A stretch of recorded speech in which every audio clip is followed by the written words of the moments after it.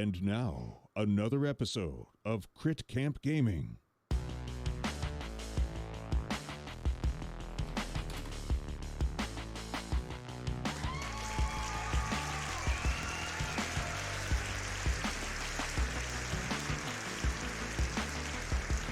Hello everyone, happy Monday. Welcome back to Crit Camp. It is Arkham Horror LCG.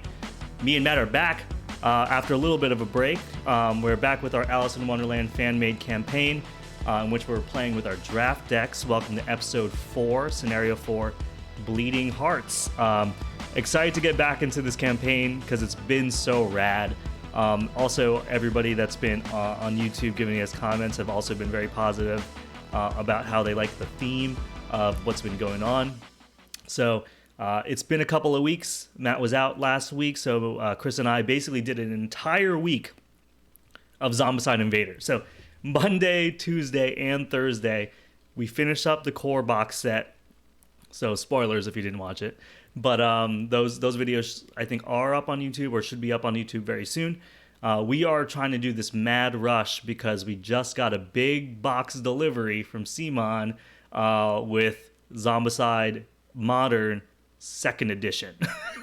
So yeah, just like Rum and Bone style, basically they updated the Modern set because, you know, they came out with Green Horde and Black Plague and Invader. They've streamlined the rule sets for all of those expansions. They had to sort of tool the rule set for the original Modern stuff too, so it didn't feel as bad. But actually, we'll see. We'll play it and then we'll tell you if it feels as bad as it did. Is basically what it is. But we're trying to rush through our Zombicide series. But I'm pumped to play some Arkham today. Matt, how you been? How's been your last couple of weeks, man? Good. I've been enjoying it. You know, got to go visit with some family recently, and enjoying a lot of games. Got into some Ashes Reborn, picking that up, which has been interesting. Very cool game. Mm-hmm. And otherwise, yeah, I've been playing some Unmatched. Been playing some mostly Ashes and Unmatched lately. Turns out that like my parents actually liked Unmatched, so that was really that's cool. Yeah, it surprised me. So, and yeah, that game is really good 2v2. I mean, I'm always on the lookout for good 2v2 games. It was fun. It is fun. Yeah, speaking of Unmatched, I think you posted on our Discord new heroes coming out for Unmatched, like Daredevil, Ghost Rider, some other people, and I'm like, okay, this might be the set that I pick up because I was like, this is gonna be pretty cool. I got to get on these. It's awesome, man, and seeing that Brad Andreas, who went from Fantasy Flight, is now working for Mondo Games. Like I had no idea. I just happened to see his name on the. I had no idea that's where he went. I mean, the reason why I know his name is because he was the lead designer on Keyforge under Richard Garfield for like the first 3 sets. I know Mass Mutation, the lead designer, switched because he was transitioning out, I think. But like he is to thank for the first 3 sets of Keyforge, which are amazing. So I didn't know where he went, and then when you posted that, I'm like, oh shiz, it's him. And so these are going to be really, really cool, I think. I'm very excited. Yeah. I can't wait to see him. Can't wait. Awesome. I don't know, actually, I forgot to check I think the most recent one before this was the Little Red Riding Hood Beowulf. I'll have to see if his name's on there. I don't know when he actually started joining the team, so I'll have to check that out after the stream. Yeah, totally.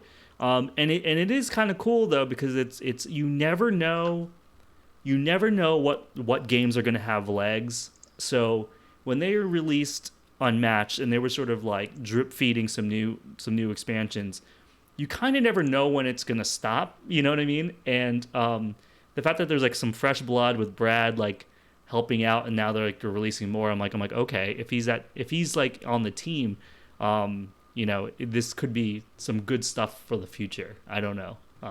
So yeah. I'm hoping so, because the game is really fun to play. I just don't have it physically yet, but I think this is the set that I'm gonna probably break on and be like, okay, I need it. I want it. Well, just so you know, it's not one set. It's like 3 or 4 sets of 3 characters. Oh, I see. So it's like, yeah, you're gonna have to pick which group of three. The I think the last one's the one that people would know the most because they're all characters from the MCU. Yep. But I think it's like Winter Soldier, Black Widow, and I can't remember who the third is. But yeah, so they are doing it that way. But I kind of think it's cool they're doing like 3 character packs. I wonder if they're gonna maybe be designed or do something special around like free for all, because I don't know. I mean, I haven't played the game free for all yet. I've only done 1v1 or 2v2. I mean, I've only done the 1v1. So I'm interested that like in any of the other gameplay styles or whatever that they have. 3 character packs are interesting because I know that they also there's a couple heroes that are just single buys. I think Bruce Lee is just by himself. So they might be thinking about releasing some special characters that are just by themselves as well, if they're like OP as hell. Like maybe like they'll release like Thanos by himself. I don't know. Like, well, that's how Deadpool's coming. He is a solo box by himself. Oh, see, there you go. So you get the 3. You buy Deadpool 2, and then now you have 2v2. So yeah. So there you go. But very very interested in what's going on over there. Very excited. Matt and I were talking pre going live. Pumped that more and more people we know are getting vaccinated, and so we can hang out more. I was telling him that my local Keyforge group started our group text chain again, just to say hello to everybody and be like, it's been a few months. Like, I hope everyone's doing well. I hope everyone's getting vaccinated, and that like we can hopefully play Keyforge soon at some point. So we are getting sort of excited about that. I'm not holding my breath. I don't want to go too fast. It's because I feel like I still need to adjust back into that kind of stuff. I've gotten very comfortable being distant from people, and so I want to make sure that we sort of dip our toes in to make sure the water's warm. You know, let's not just jump in head first. But anyway, let's with all that aside, we are back with Alice in Wonderland. We are going to play, like I said before, Scenario 4, Bleeding Hearts. It's been real cool so far. I think we're going to just jump into the gameplay screen here, and I can give you the quick where have we been in Alice in Wonderland. So this is a fan-made campaign. Whoa, hold on.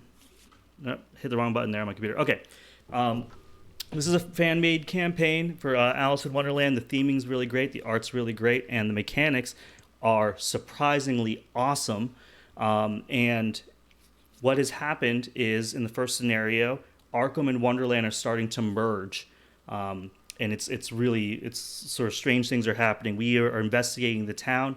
We find an abandoned house in which we go into to check it out. We see a mirror with a alternate universe in it. We see a white rabbit flit down the hallway. We chase the rabbit. We go down the rabbit hole. We end up in a corridor with a bunch of doors as we chase the rabbit. Matt drinks a really funky drink. We get real small. We go through a door. We see some dodos racing on the beach. We decide to ignore them. They run until they die. We meet up at the White Rabbit's house. It's been partially destroyed, and he's really pissed off. He's trying to find out who the culprit is. So we go to the beach to talk to gather some oysters to get more clues about who destroyed the White Rabbit's house. But unfortunately, the carpenter and the walrus are there. They're just eating up all our oysters. We can't get enough oysters. Then the shadows come, destroy White Rabbit's house. He disappears. They destroy the carpenter and the walrus. We don't know what's going on. We smoke some vape with a caterpillar. He gives us some vivid dreams. And then, where do we go from there? Hold on. We then, okay. We go to a tea party, is what we do, and we meet the Mad Hatter and the Hare, and the tea party starts floating above the ground, surrounded by like really crazy shadows, and we jump from chair to chair, trying to get information, trying to find the dormouse in the teapot, while at the same time trying to tether all the chairs in the table to the ground to anchor it back in Wonderland so it doesn't float away or it doesn't get destroyed by the shadows. So we safely do that. And then, when we do that, the Hare and the Mad Hatter say that was a pleasant tea party. We go on our way. I collect the Dormouse. He's in my deck now. And then we go to an English manor where we see the Duchess and a cook going at it with a large boar in the kitchen. They ask us to pepper the pig, so we pepper the pig. The pig stops throwing a tantrum, and then we get, I guess, a letter of jumbled nonsense, well, nonsense to us from Alice, and we decide to just keep going on our way.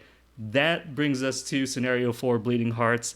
If you enjoyed anything that I just said, please go back in our YouTube library and watch all these scenarios that we have done, because it has been extremely, extremely fun, and the story has been phenomenal. Matt, did I miss anything? No, I think it pretty much covers it. Yeah, that sounds right. All right, awesome. Just so you guys know, I have 2 mental trauma right now. Matt has 1. Matt has a Strange Refreshments in his deck. I have the Dormouse. We both have 2 weaknesses, I believe, and we had added a couple tokens from those scenarios into the Chaos bag. So we have an additional Skull and an additional Cultist. So with that, Matt, do you want to... where should we go from here? You lead me around. Draw our hands, then read the story, I think is the official... Okay, draw your hands first. It's a good thing you said this, because we always forget. Okay, let's see. Ooh, this is actually not bad of an opening hand. I think I'm going to toss the open gate for now. Keep the assets. I do think open gate on this map could be interesting from what I remember about it. I'm not saying keep it, but I'm just thinking I don't want it in it. my opening hand, but it could be cool. Later. My big question is, do I keep a safeguard? Because I'm trying to think about how much will stick together. It could be handy. Paying 2 resources in a card one time, if I get like a couple uses out of it, it's probably worth it. So I think I'll keep it. All right, yeah. I'm just going to do the 1 open gate. Okay. Not bad. Not bad. But I really want to find my sword, so I'm going to mulligan it. Okay. Oh, there's a Chronophobia, so replace that. There's a Grave Ghouls, so replace that. All right. Well, I'm glad that I mulliganed the way I did. So you got all that going on. Nice. Okay, so at least have a gun with 2 ammo on it. Yep, cool. And Jessica. Okay.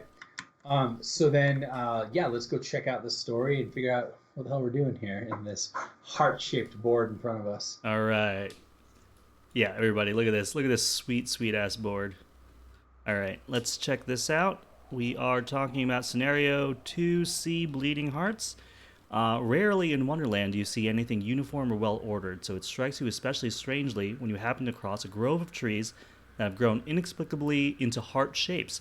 The glade itself is also shaped like a heart, tapering inward toward an especially large tree with a red door embedded in it.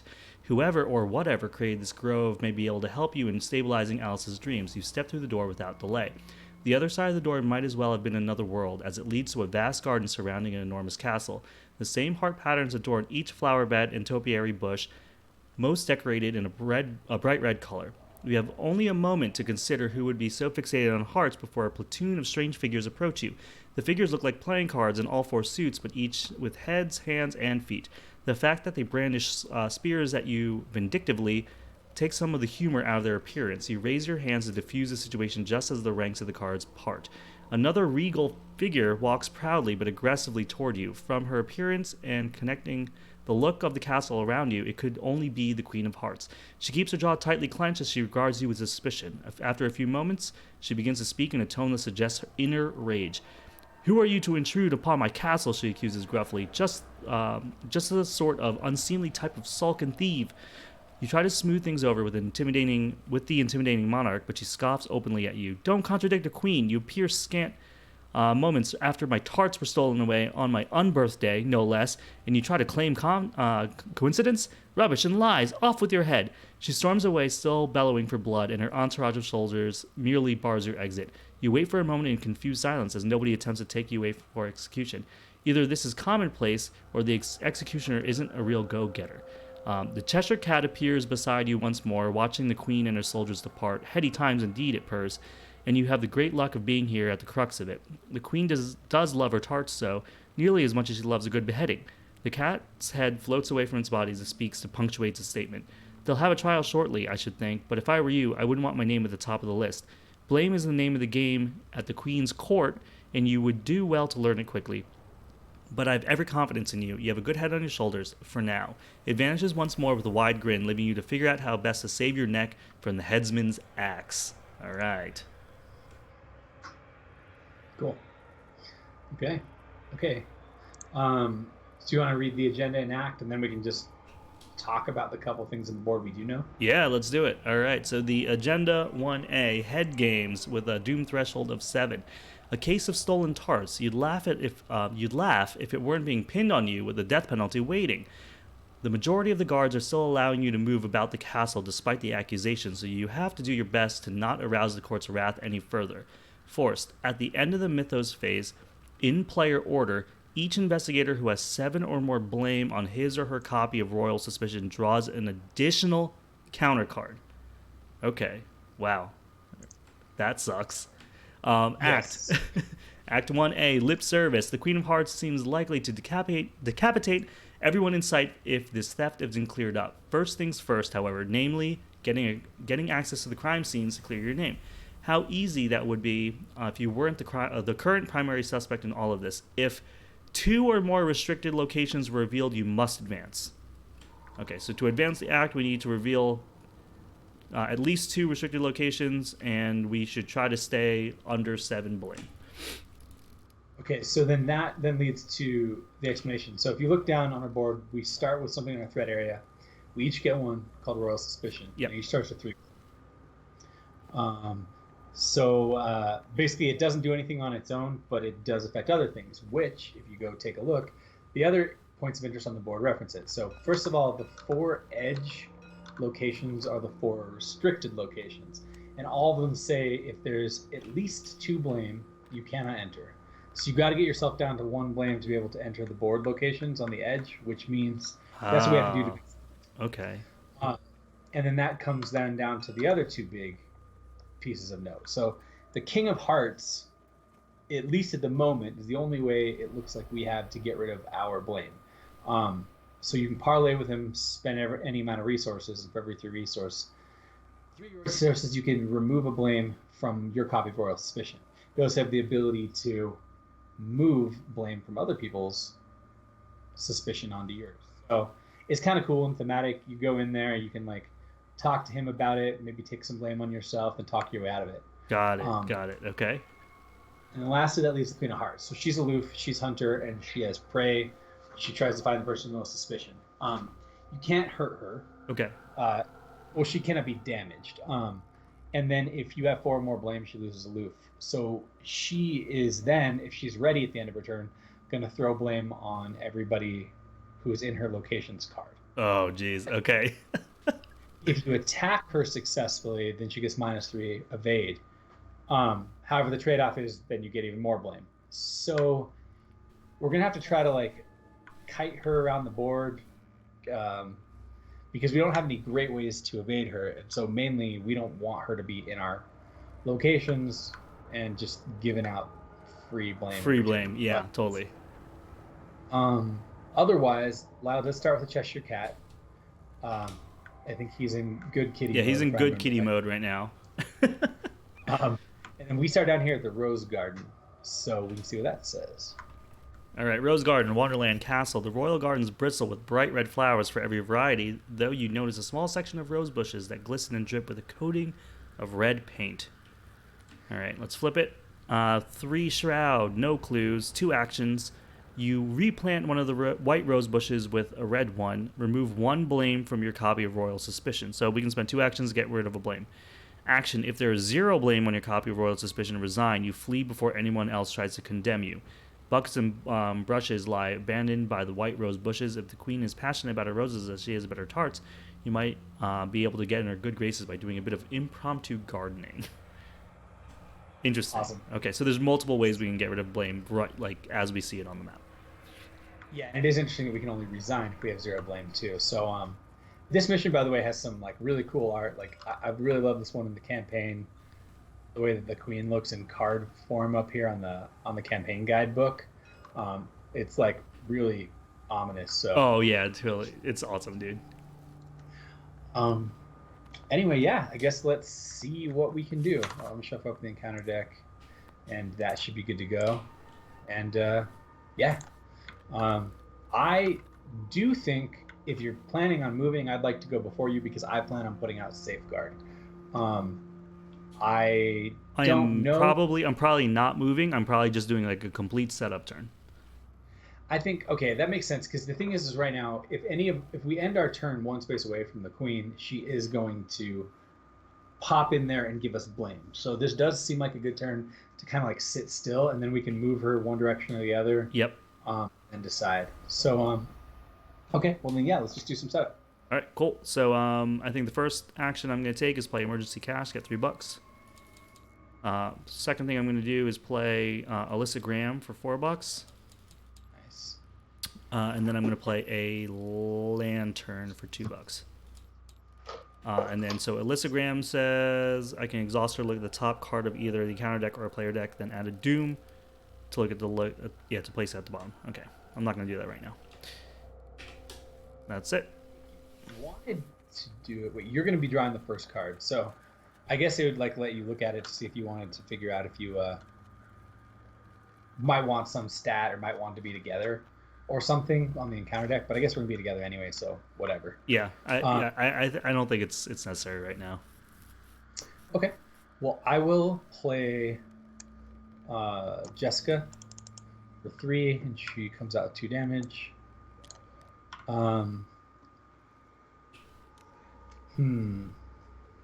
How badly do I want a gun out? I think I will play Safeguard because if there's ever going to be a time it's useful, it's now. Yeah, that's true. And then I'm just going to get $1. Okay. Here. Cool. All right. So, enemy phase. So the only one that moves is the queen. Right. And since we're equidistant and we both have equal overall suspicion, we can pick to move her left or right. Which one do you want to go towards and which one do you not want to go towards, I guess? Let's go to the Croquet Gardens. Okay, so then let's walk her down here to the hedge. And then upkeep. All right. Oh, let me heal Jessica for one. Yep. I'll do upkeep. Awesome. And then we'll do Doom, 1 of 7. And bad cards, right? Yep. All right, I got Corrupt Noble. 2/4 Wonderland humanoid card royalty. After Corrupt Noble attacks you, lose 2 resources. If you cannot lose 2 resources, take 1 horror instead. Ooh. Action. If you are engaged with Corrupt Noble, parlay, test mine 3. If you succeed, automatically evade the Queen of Hearts or the Executioner. You choose one, and shuffle the Corrupt Noble back into the counter deck. If you fail, you place a Doom on Corrupt Noble. This is like there's a lot going on here. This is interesting. But it's good that you drew him because like right now, if you successfully parlay with him, you get rid of him and you evade her and stall her. Yeah, that's awesome. So that could be good. Card Guard Diamonds. Forced. After he attacks me, I choose and discard a card from my hand with at least 1 foot icon if I cannot take 1 damage. So that's kind of unfortunate because, well, I don't have a weapon out right now, but I can always just take a hit.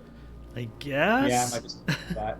Well, I mean, taking the hit's not terrible. I actually don't have a foot icon card in my hand, so it's just like an extra damage. Yeah. And then just shoot him and deal with him. So that might be what we're doing.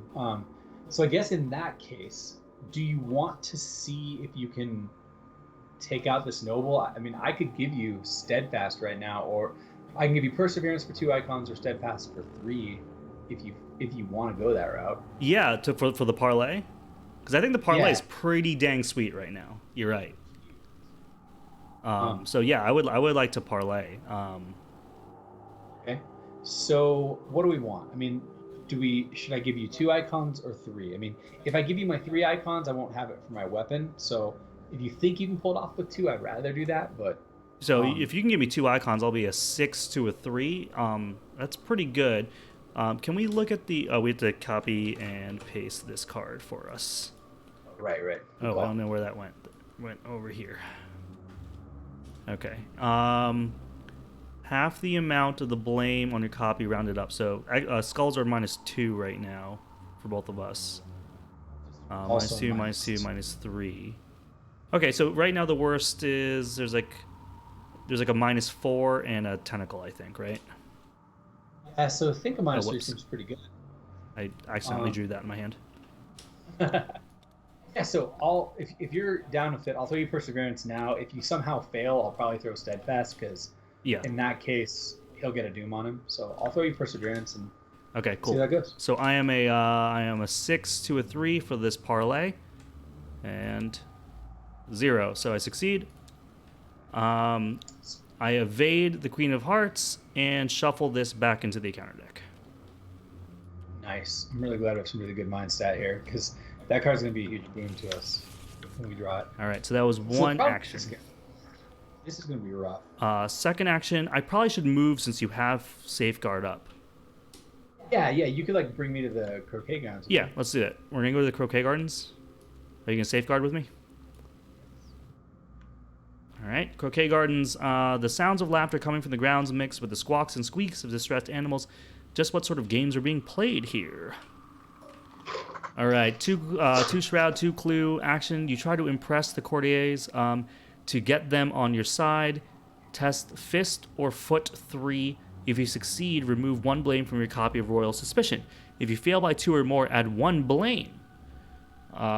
Those are not my good stats. Oh, here's an interesting situation that we're in now, right? Because you moved me here, I could technically spend my first action playing Scene of the Crime to pick up both those. However, I'm already I don't have enough money to play my Derringer right now, so I'm either gonna have to just raw swing at this thing 3 times, which is fine, or I can Scene of the Crime and swing at it twice, or I can just wait. So, just throwing it out there as an option. I probably should just swing at it 3 times, since this is what you're doing anyway. But yeah. So if you want to swing at it, I can try to pick up a clue here. Yeah, this is like a 1 Shroud and you're like a 5. Yeah. That's so if I investigate with the lantern, it is it's a 1 Shroud. I am a 5 to a 1. I'm just gonna do that for my last action. Cool. All right, 5 to 1. Okay, -2. Okay, I'll take that off. Okay. 1 down. And that's it. That was my turn. Okay. Wait, don't you have 1 more action? Wasn't it just move, investigate? Or did I miss something? I parlayed, moved, and investigated. Oh, right. The noble. Yep. Thank you. Okay, so I guess I'm just going to try to punch this thing a few times, because money-wise I don't have a lot. I'm a 5 to a 2, so I'm up 3. Yep. So I think I'm just going to do that as much as it sucks. Yeah. So, attempt 1. Success. -1, I succeed. Attempt 2. Success. -2, I succeed. Attempt 3. All right. -1, I succeed. Killed him. And then I heal Jess for 1 when my turn ends. Yep. All right. Sweet. So, enemy phase, Queen of Hearts readies, Yes. and we get a card in the butt. All right. Ooh, I got Kleptomania. Okay. So I'm gonna use that action on my turn at some point. Oh. Okay. Or an item asset. I'm trying to see, because I did just draw my rabbit's foot. I could have you steal my rabbit's foot and just have you use it, and that actually could be good. I was gonna say that's not bad. I mean, I'll take a rabbit's foot any day. Behind on money, but I think that could be worth it. I mean, I could also take your Safeguard at some point too, if No, it's not an item. It's only items. Oh, the item asset, not just asset. Got it. So what I'm thinking maybe we do here is, right, if we spend the entire turn here, we can force her to walk down instead of up, because the Rose Garden's equidistant. Yeah, and then we're kiting. Or yeah.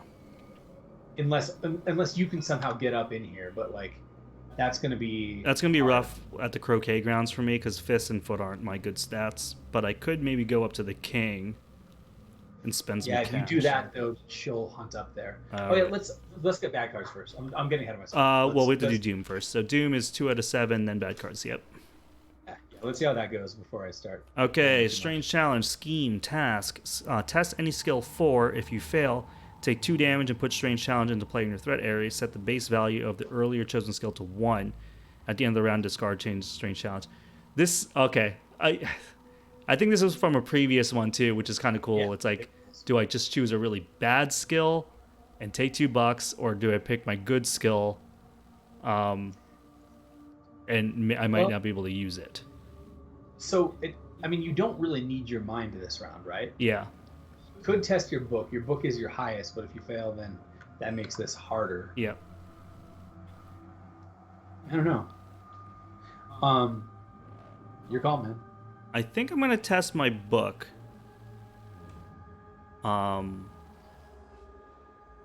Let's just see how that goes. So I'm a 5. I'm a 5 to a 4. Oh, that's not great. Yeah, and I don't have anything to pitch to book. So maybe you're right. Maybe it should be my mind stat. And then if I lose my mind for the round, it's not a big deal. Yeah, that's something. I mean, the damage sucks. That's if that card landed on me, I wouldn't even care. You do have the good kitty, so I don't know. Ugh. All right, I'm gonna do mind stat. It's a 4 to a 4 test. Okay. All right. Yeah, I auto failed.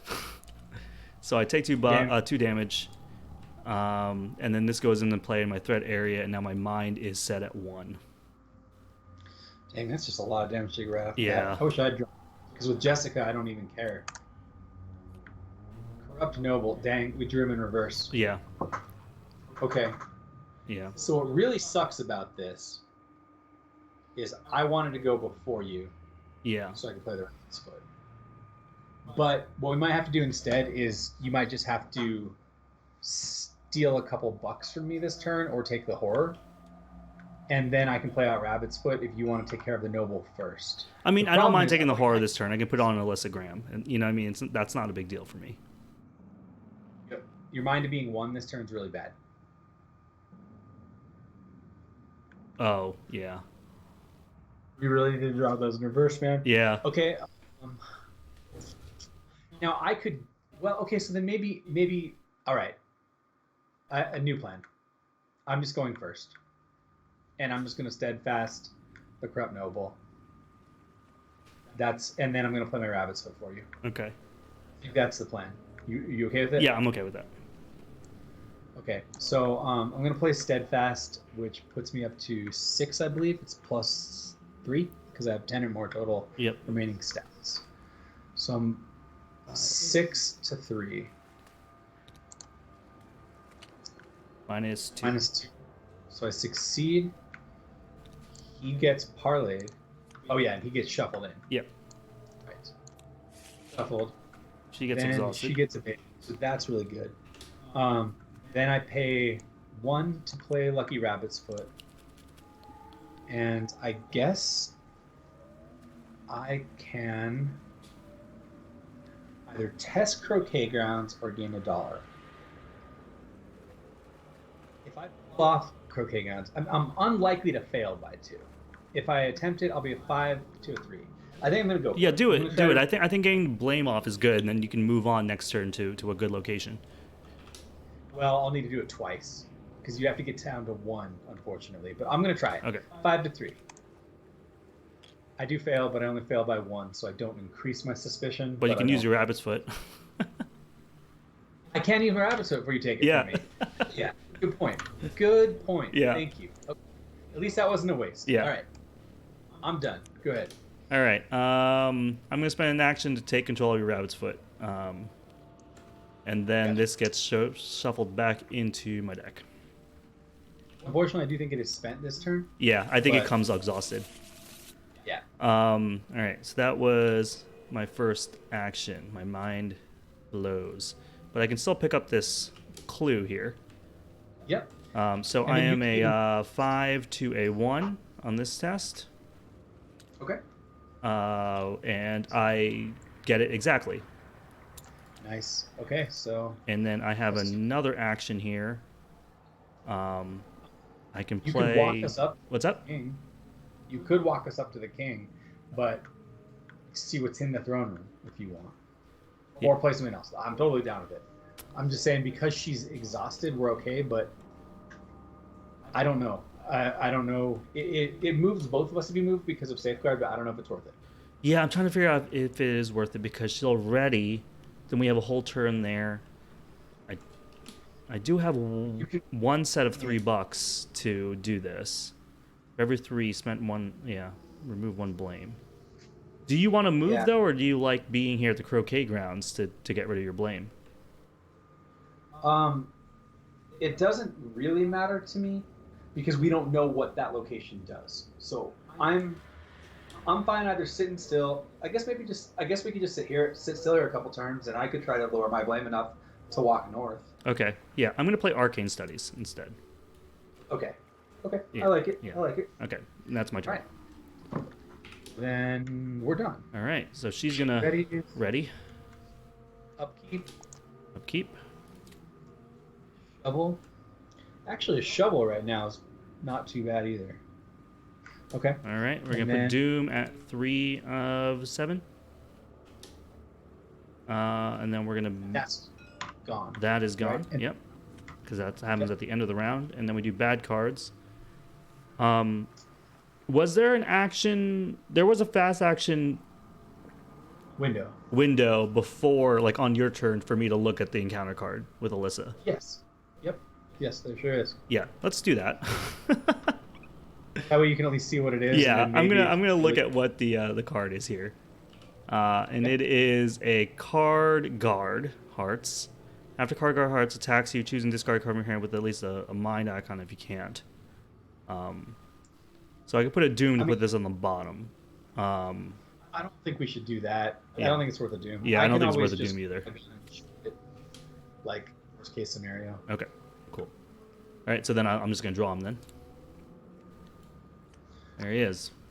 You're up. I will do it. Backward logic. Test book 5.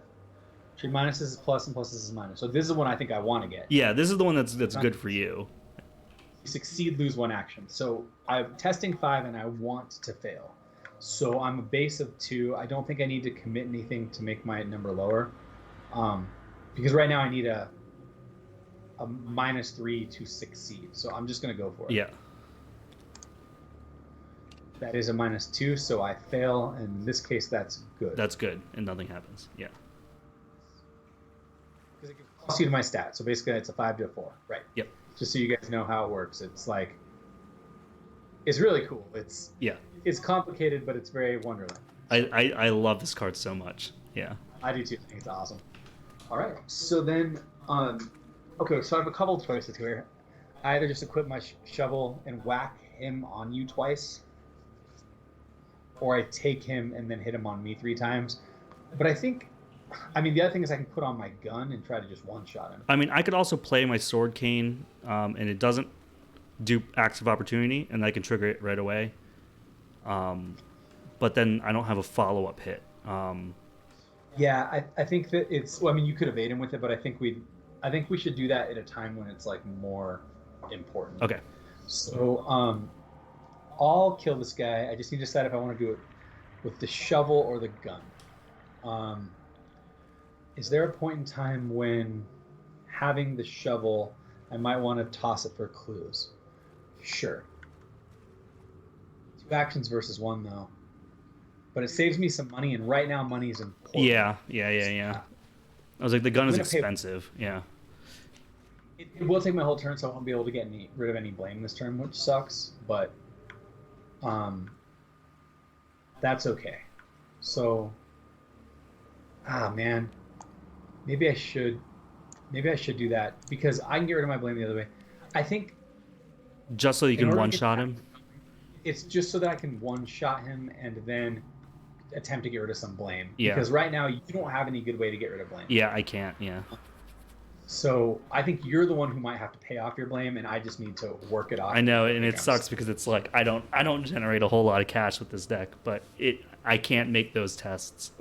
Well, and there's probably other ways to get rid of it too, so we'll see. Yeah. I could also suck the blame off your character just so that you can go. Right. That's the other thing he does. Is like I could fully empty you. Oh, that's right. The first action you can do on him. Yeah. Yeah.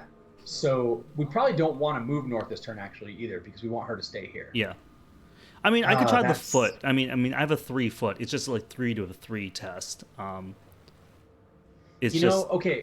It's not the greatest, So this actually might change something, right? Let me just throw this out. If you do deal with the enemy by evading him, then what I can do is instead of playing this, I can attempt to clear, move. Yeah. And because what else are you doing this turn? Because once I move in there, by the way, you can follow me in theory, unless it says you can't come in. On the other side, unless it says you can't come in. So it could be one of those things where if I spend my turn clear, moving, and then you evade this guy with your sword cannon and follow me, then maybe we can just start moving on. Yeah, I mean, I kind of like that. Okay. Because you have the sword cane, I think it might be worth it. Okay. Let's do that then. All right, so action 1, I'm going to attempt to do the Croquet Grounds. Okay. I'm up 3, right? Yeah. That's what we decided? Well, you were a 5 to a 3 though. Yeah, I think up 2 on normal mode is probably good. Yeah. I'm just going to go for it. Yep. Okay, so that's 1 success. Yep. Make sure I'm doing that right. Yeah. Okay. Attempt again. That sucks. That sucked. Okay. And Okay. so because of that, So now- you get a blame. Is that right? Oh my god, I do. You do get a blame. Yep. So that really blew. So now my last action can be I could just like engage him off of you. But then you're gonna take a horror. Horror. That kind of sucks. Okay. So then the last option is I just hit him once while he's on you for 1, and then you could finish him off. Yeah, do that. Do that. I'm okay with that. Get him in my 5 against a 3. As a -2, it would be a 4 if the Queen of Hearts is here. So I do hit him for 1. Okay, good. Not bad. All right, that sucked. Yeah. That was a bad tentacle. Okay. Not bad though. Okay, I'm going to play Sword King. Okay. No acts of opportunity here, and when it comes in, I can immediately exhaust it to fight with my brain. So I'm a 4 to a 3 with this guy. Do I want to pump this? I mean, how important is you land this hit? It seems pretty important. Yeah, so I'm going to Arcane Studies this. Okay. It's 5 to a 3? 5 to a 3, so I'm up 2. 0. Okay, he's dead. So that's great. All right, so I have 2 more actions. I have no money. There's no investigation here. I'm going to attempt to do the 3v3 foot test here. Okay. It's not the greatest. I mean, remember, if you fail by 2... Yeah, I'm thinking about that I don't now. think you should do that. Maybe just get bucks or something, and then we can start really going forward next turn, because we can move the queen down to the rose garden, and then we can start, like... Yeah. The gas on. I'm going to play Stargazing. Okay, I like that. I like that a lot. All right, so this is the first time I'm actually going to play this game. So if there are 10 or more cards in the counter deck, it's early time, so I believe that there is, right? Yeah, there's 43 there. Search your bonded cards for 1 copy of the Stars Are Right and shuffle it into the top of your deck. So here it is in the top 10. 10. Let's pull them off. Yep.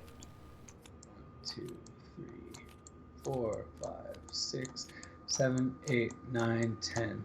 Okay. Let's put that in there.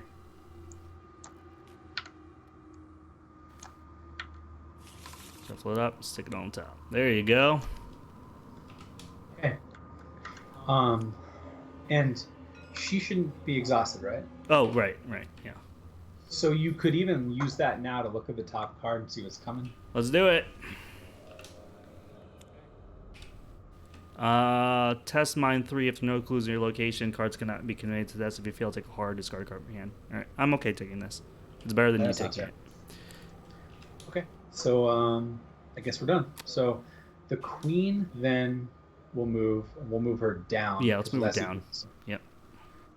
Okay, and then now we have keep. Yep. Ooh, time worn brand. Ooh, very nice. That's see. Okay, that's huge. Huge for me. All right, we're gonna do Doom 4 of 7, and then we'll do bad cards. I know which one is mine. Test mine 3, and I can't commit anything to it. So I'm a 4 to a 3. I can.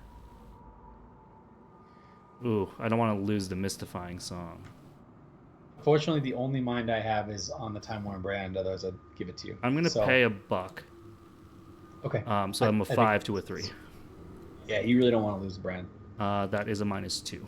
Okay, perfect. Nice. Okay. And then I have a off with their heads. If the executioner doesn't play with Doom on him. Otherwise, switch in counter deck and discard pile for him and spawn him. If you have 4 or more blame, also put a Doom on him. So we are getting the executioner. Oof. All right. Okay. Let's check for him. There he is.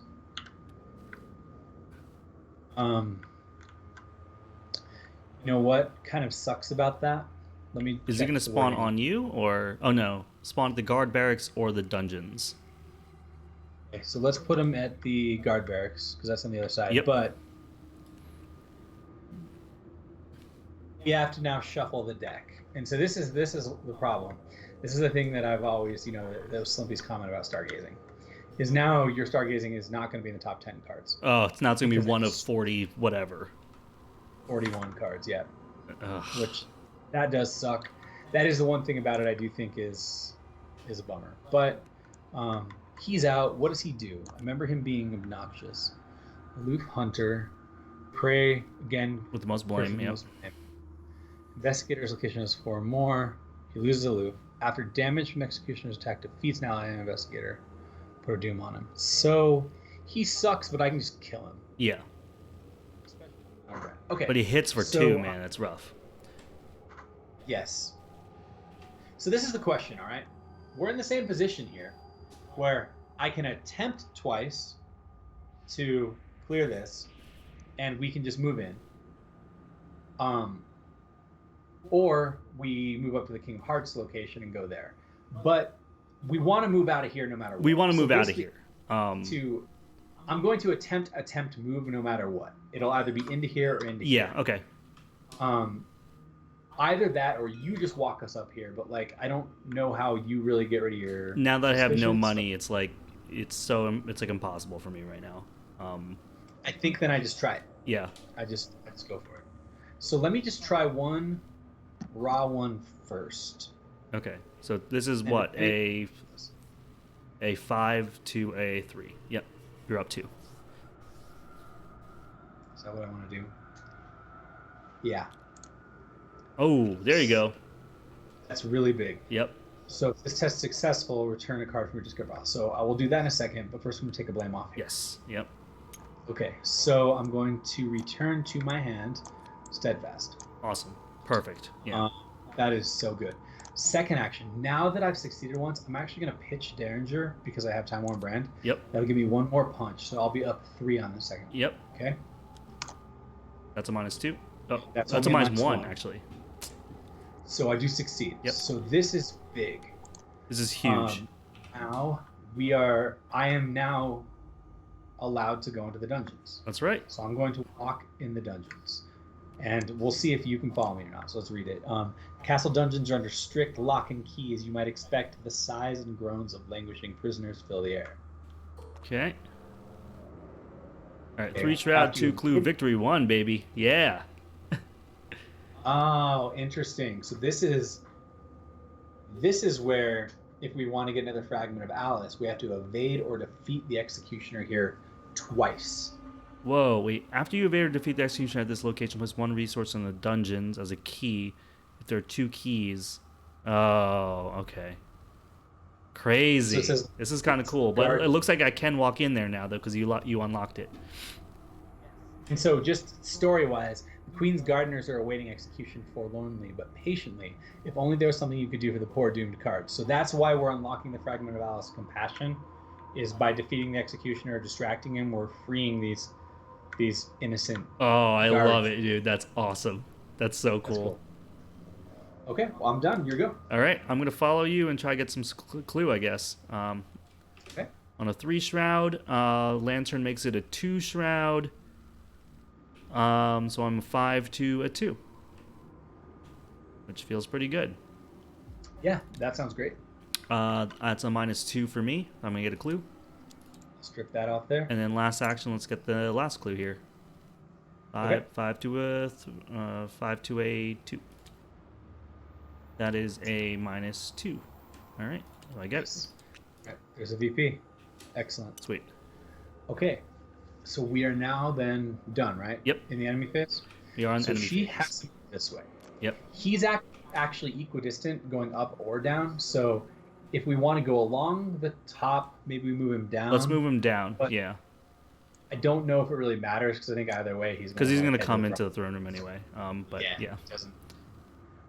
And they are after you now, so Okay. because you have to blame. Oh, actually, let me use Alyssa Graham before all that. Okay. Yeah, sure. Just to see what's up. It's a peril, so place 1 blame on investigator's copy of royal suspicion if that investigator copy is 4/4. Place 1 doom on the card enemy closest to investigator. Well, this really sucks. Because it does suck because if you put that onto me, Yeah. then I can no longer walk us north. If you put it onto you, you hit 4. I hit 4. which means I might. doom.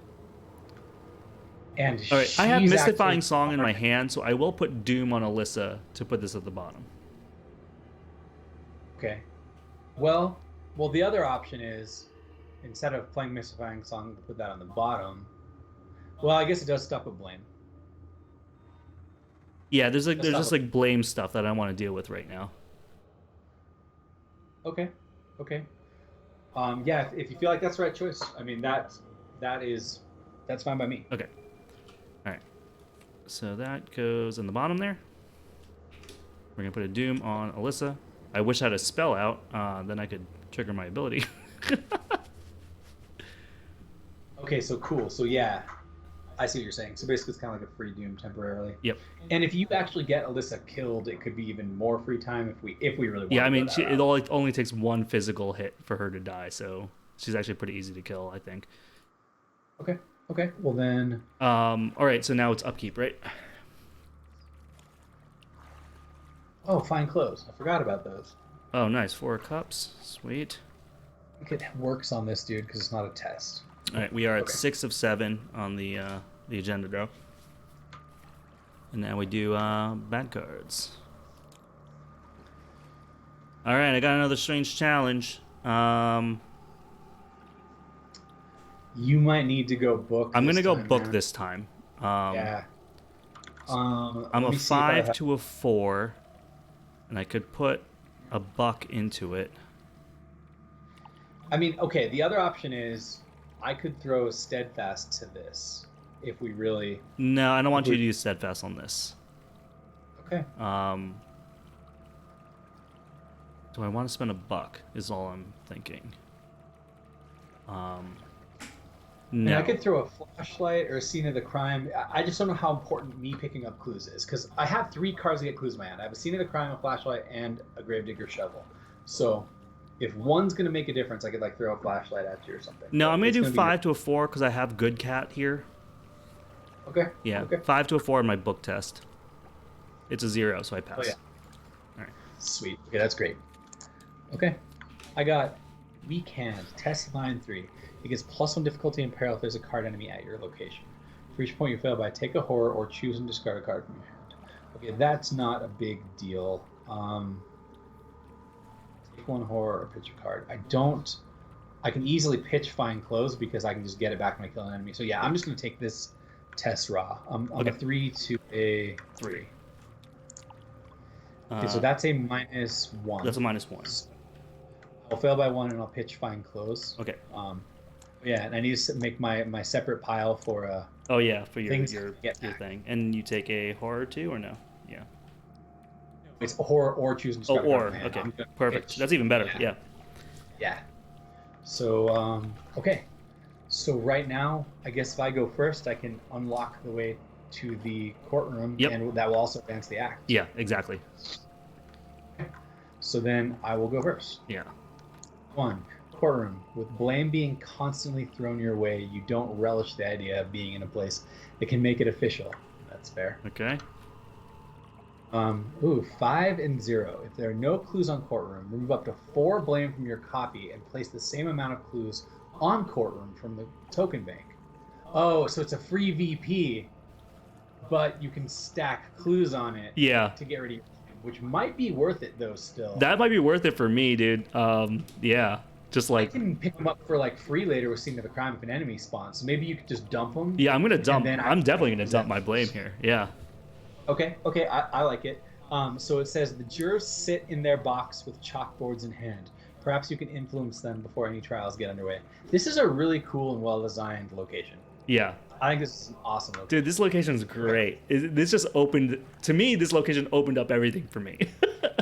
It's so cool. It's so cool and thematic. All right, so that was action 1. Action 2 is definitely to equip Time Worn Brand. Absolutely, yes. This is so great. Action 3 is going to be to get $1 so I can like afford Scene of the Crime or something next turn. Yeah, I like it. Okay. All right, your go. All right. I guess I'm definitely moving up there. That's a must. Yeah. 1. And also, we won't even mind these things being on our location anymore if you're this low because they only hurt us if we're at 4. Yeah. Yeah. So then I'm going to do, my second action is going to dump 3 of my blame as 3 clue on that location. You got it. Love it. 2, 3. Cool. All right, then I'm going to, as my third action, I'm going to spend $1 to play Scrying. And then I'm going to use my free ability here on my, because I have a Doom on a card. Nice. So I'm going to exhaust Scrying to look at the top 3 cards exhaust it, spend a charge, look at the top 3 cards of the encounter deck. Good. This is really, really good. And I can return them in any order. We got the Noble that exhausts the stuff. We got to test the Foot 3. If you fail, add 2 blames to your copy. If you fail, take 1 or more damage. And we have a Peril of Damning Evidence. You must choose place a Doom.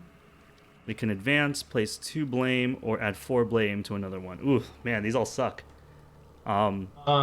This is definitely the worst, I think. What, the Damning Evidence? Yeah, absolutely. Yeah, we want you to have the Corrupt Noble. So, test Foot 3. If you fail, add 2 blame. Okay, so here's the thing, right? Here's the thing about Damning Evidence. Oh, I was going to say you'd have to stop it twice in this fine song. Never mind. So I should probably just get wrong place, wrong time. Yeah, and I should probably get the Noble, right? Kites. Yeah. I can just accept the blame and start kiting stuff around the board. Yeah.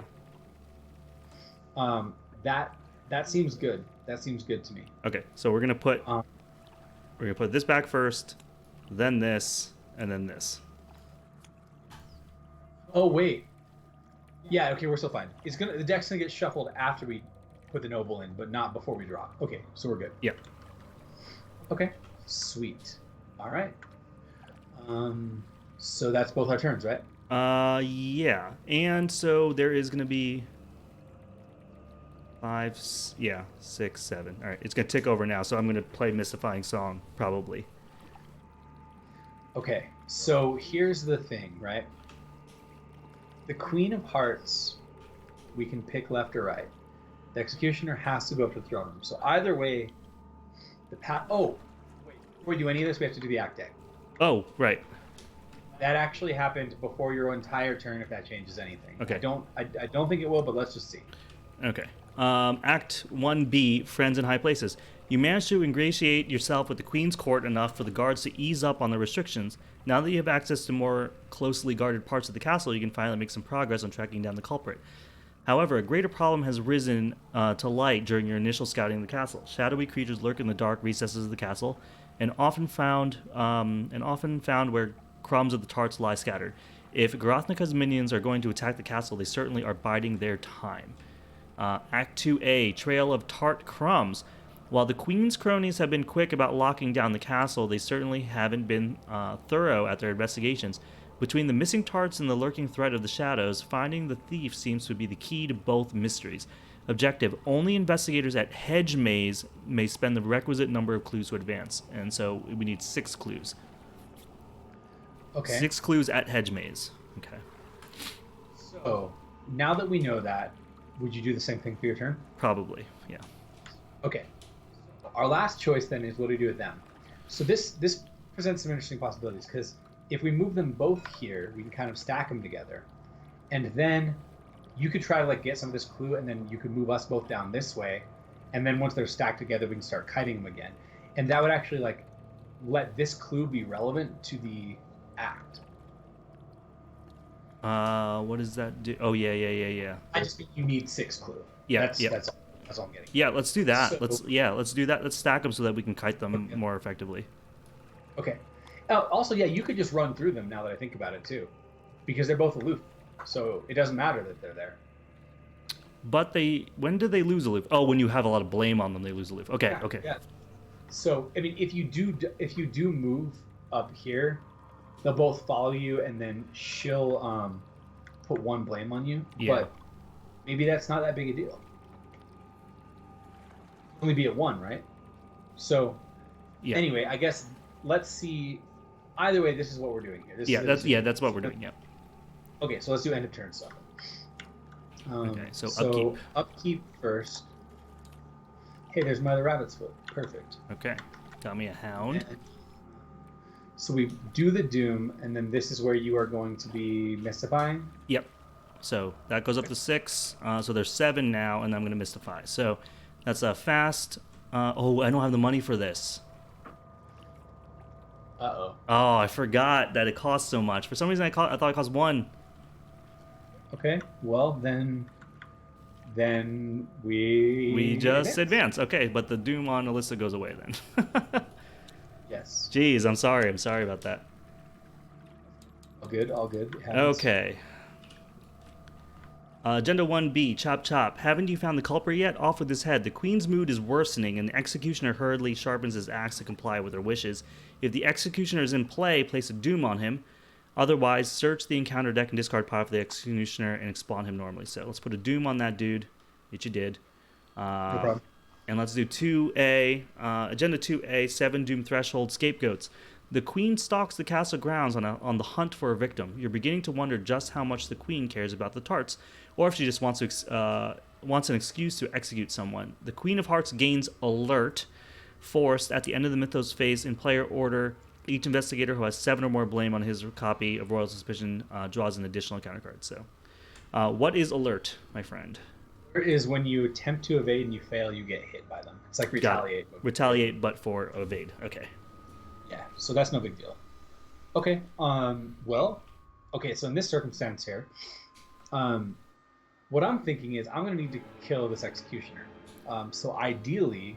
We do it in the dungeon? I walk over here in the course of a couple turns. Yeah. And then handle him there. We have some time, so I might just sit over here. You can sit over there. I have a noble on me, right? Or no? I'm about to get a noble on me. You need to draw these, because this actually I think is a huge important part of the plan. Yeah. I think I'm going to want to get some blame on me so that I can make the things follow me and not you. Got it. So, go ahead. All right, so I'm going to pick up that noble. Oh, the noble exhausting her so good. Actually. Yeah, I'm going to exhaust her so that only the executioner comes. Yeah. That is excellent. Okay, wrong place, wrong time. Okay, so I am actually fine failing this. I would prefer not to fail it by 2 or more. Yep. But I kind of do want to fail. So then, the only thing I could pitch to this would be my rabbit's foot to go up by 1. I don't think that's worth it, so I think I'm just going to rip it Rip it 3 to 3. Hope. Yeah. Yeah. Oh yeah. I also don't care about taking a damage. So yeah, that's fine. All right. So rip it. -1. I do fail. Yep. Perfect. So I take 2 blame. All right. So now they will be on my case. Yep. And then that's it. That's it. I did not fail 2 or more. Okay. Sweet. Okay. So in this circumstance, do you want to go first and move and see what's in here? Do you want to try to get the clue off of Courtroom? I can get 2 of the clue off of Courtroom with Scene of the Crime when he walks in next turn. Oh, that's so interesting. Yeah. I think I do that. So either way, I guess let's see how your turn goes, because let's make sure you can get rid of the Corrupt Noble, and then depending upon that, you can decide if you want to walk in the throne room. Getting rid of the Corrupt Noble is like number 1 is what I have to do. So parlay test mind 3. So I am a 4 to a 3 right now. Here, I'll just pitch Steadfast to you. Okay. This is a really big deal. All right. So you're giving me what? 2? 3. 3.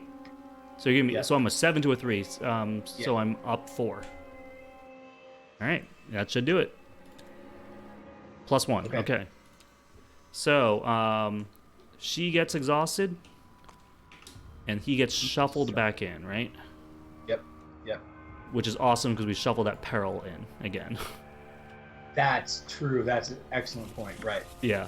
Okay. Awesome. And then now. And so now I have 2 more actions. And so if I go here and then go to the kitchen, he won't follow me. He'll follow you because his prey is the blame, right?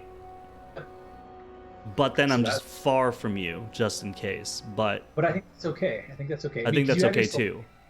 Because you have the sword to get an evade with if you need it. Yep. So I'm going to go, second action, I'm going to go into this throne room. This guy's aloof.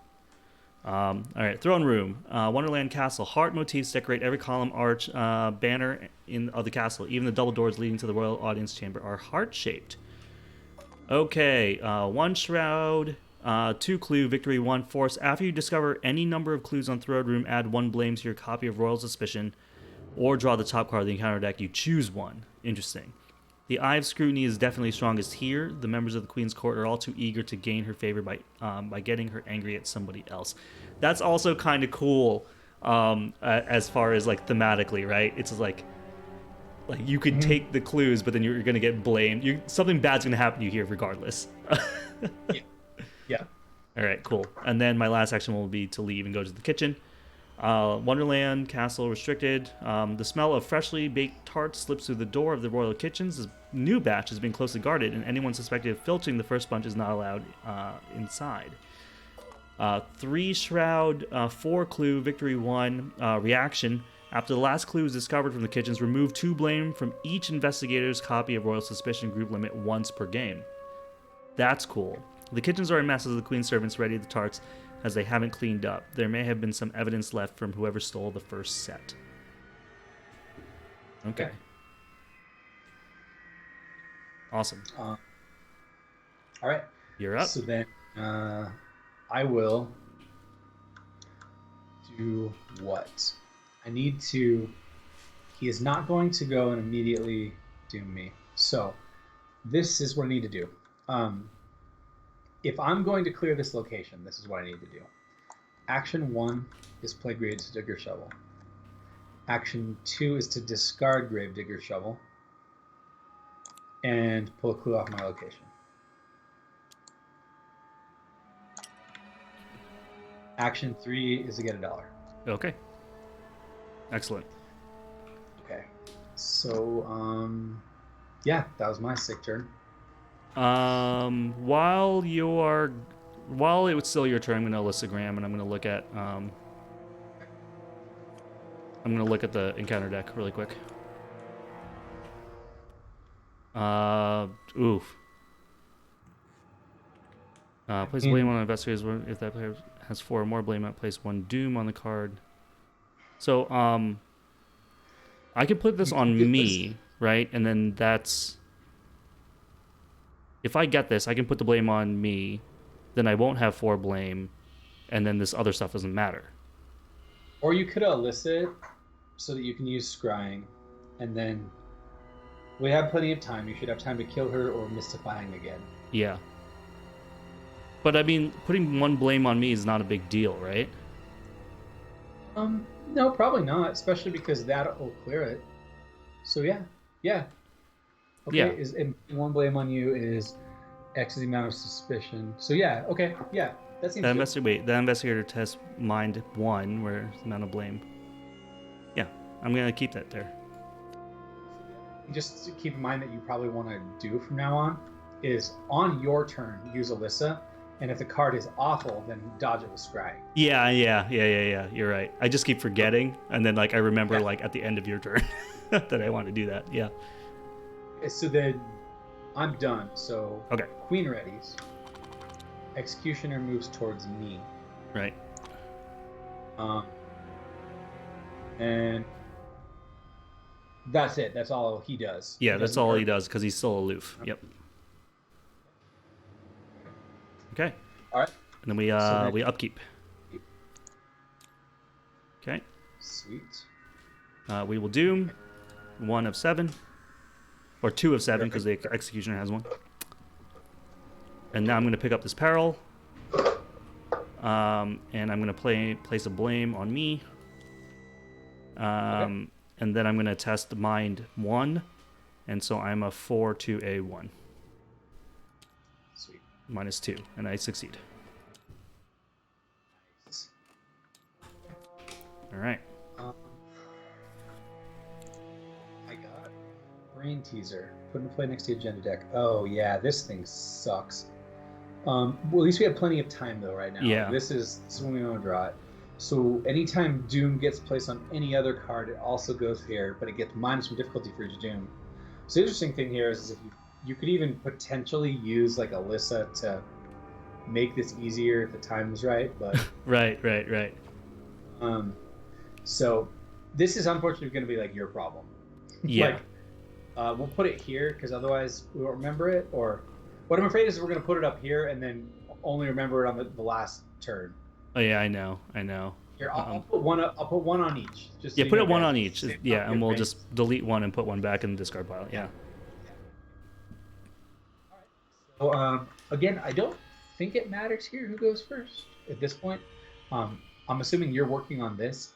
Yep. I am going to be moving here, which means the Queen of Hearts will go after you if you stay here. If you move here, she won't. We can make her go after me. Okay. So you could like grab 2 clue and then move in or something like that. Yeah, maybe I'll just grab 2 clue and move in. Is what I'm hoping to do here. Okay. Then why don't we see how your turn goes first in case like something weird happens. Okay. All right. So that is a shroud of 3, and I am a 5, and make that shroud a 2. So I'm a 5 to a 2 on my first one. -1, so I get a clue there. Second action, See? star, so I get a clue. And then I may add 1 doom or remove a doom from a card you control. None of my stuff has doom on it. And I can always put doom, so I'm not going to put doom on Alyssa. And then I'll move. All right, so the Grand Barracks. The Queen's Guard. The Queen's Card Guards cross their spears as you approach, highly suspicious of anyone that she's accused of thievery. 2 clue, 2 shroud, victory 1. While you are investigating Guard Barracks, if you have 2 or fewer cards in hand, Guard Barracks gains +2 shroud. Force, when the investigator phase ends, each investigator at Guard Barracks must discard 1 card from his or her hand at random. Damn it. Most of the card guards are out scouring the castle grounds for the culprit. The few that remain take offense at your intrusion here. So I am going to discard a card in my hand, but I can also do the whole Alyssa thing right now, which I'm going to. So, while I remember. So Alyssa's going to look at the encounter deck, and it is the backward logic that you like. It's going to you, not me. So you don't like and I want to fail. But right. So the only way that you could dodge this is to put a doom on Alyssa. But I don't know if that's worth it. That's your call. What happens if I lose an action?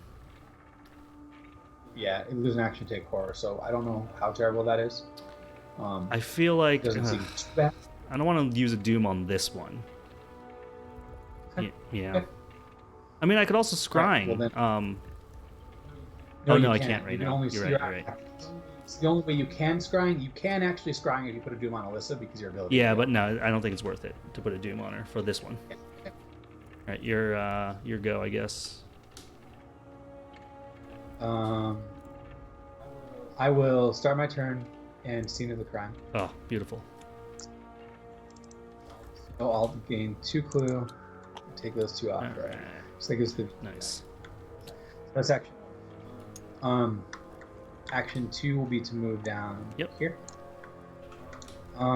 Then action 3, I think will probably be to just play Rabbit's Foot. Nice. Okay. So we are done, right? Okay, so I'm going to. So the executioner has to move to me. The queen, I'm going to move. Yeah, up that's fine. instead of down. Because we're equidistant, she goes after me, and then we go to upkeep. All right, upkeep. At the end of the investigator's phase, I lose a card at random, right? Oh yeah, yes you do. And let's just hope it's not mystifying. Yeah, I know. Sound. That's the important one.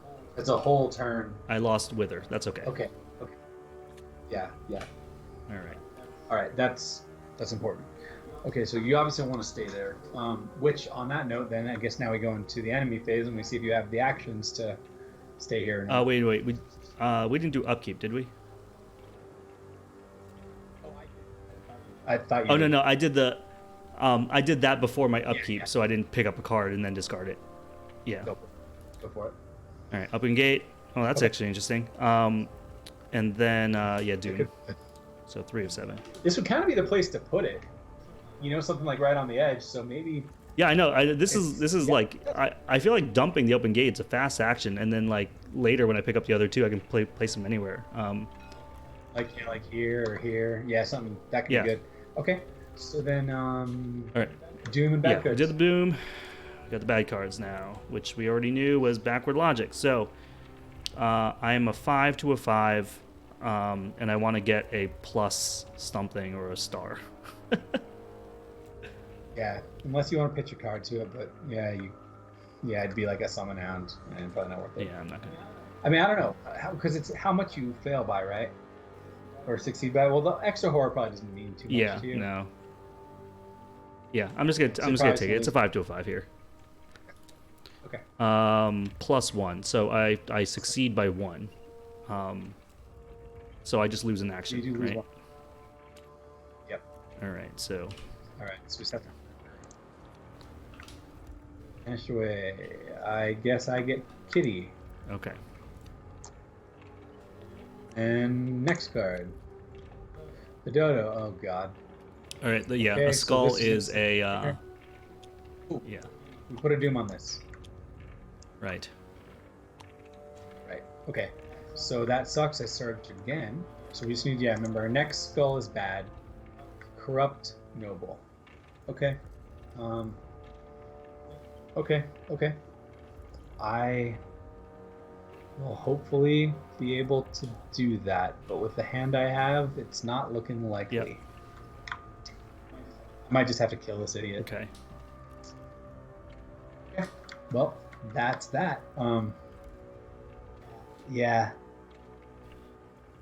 So I could advance all right. the act by running into the hedge maze and cashing in. So, do you want to do that instead of getting clues here, or do that as after getting clues here? I think you should do it. I definitely think you should do it because we need to see what we need to do. I only have 2 actions, so it's. I could get one clue here, then move down and cash in. Or I can Okay, move so down, then cash maybe in, and have an action just in case something happens to me. So this place right here, like, it probably has something that clears blame. It probably has the opposite of this to clear blame. Oh if yeah, it's it buried. probably has the So book maybe, or the mine to clear blame. Yeah. oh yeah, let me move these away. So, okay, just let me double check something. I want to make sure this was right. Yeah. So when Doom goes off next turn, this goes to 3, and then this goes 4, 5. So I think we can wait 1 turn on the Brain Teaser. Okay. Oh, because that's something I could do too. I can move down, advance the act, and also try to get the Brain Teaser. So the Brain Teaser is a 3. Yeah, Next and turn, it's a 5 to a 3 test for me. Okay. Then why don't, I guess no matter what, why don't you go move first and then just see what it does? Okay. And like see what advancing the act does and see what the location does. I think that seems good. Okay, cool. So first action, or my second action because I already lost one. Hedge maze. With how difficult Wonderland has been to navigate, you can only guess how much more frustrating a deliberate maze would be. 4 shroud, 2 clue action. You try to give directions to one of the lost courtiers. Test mind or book 3. If you succeed, remove 1 blame from your copy of Royal Suspicion. If you fail by 2 or more, add 1 blame. Exactly. You were exactly right. Several members of the royal court amble about the maze, utterly lost, but too proud to admit it. Perhaps you can gain their favor by helping them out of the labyrinth. Okay. All right. I'm going to cash in. I think I'm going to advance the act here. And do you want to do that before? So you still have 1 action left? Yeah. Yeah, that makes sense. Okay. Okay, so I'm going to cash in all my clues. I am at the hedge maze, and I cashed in clues. Okay. All right, Act 2B, Caught Red-Mouthed. In a lonely branch of the hedge maze, you are finally able to locate the thief, the Knave of Hearts. As you might have expected, he sits on the grass with half a plate of tarts beside him and some red smudges on the corners of his mouth. Your approach startles the knave, and he quickly stands to appraise you. You are neither guard nor card.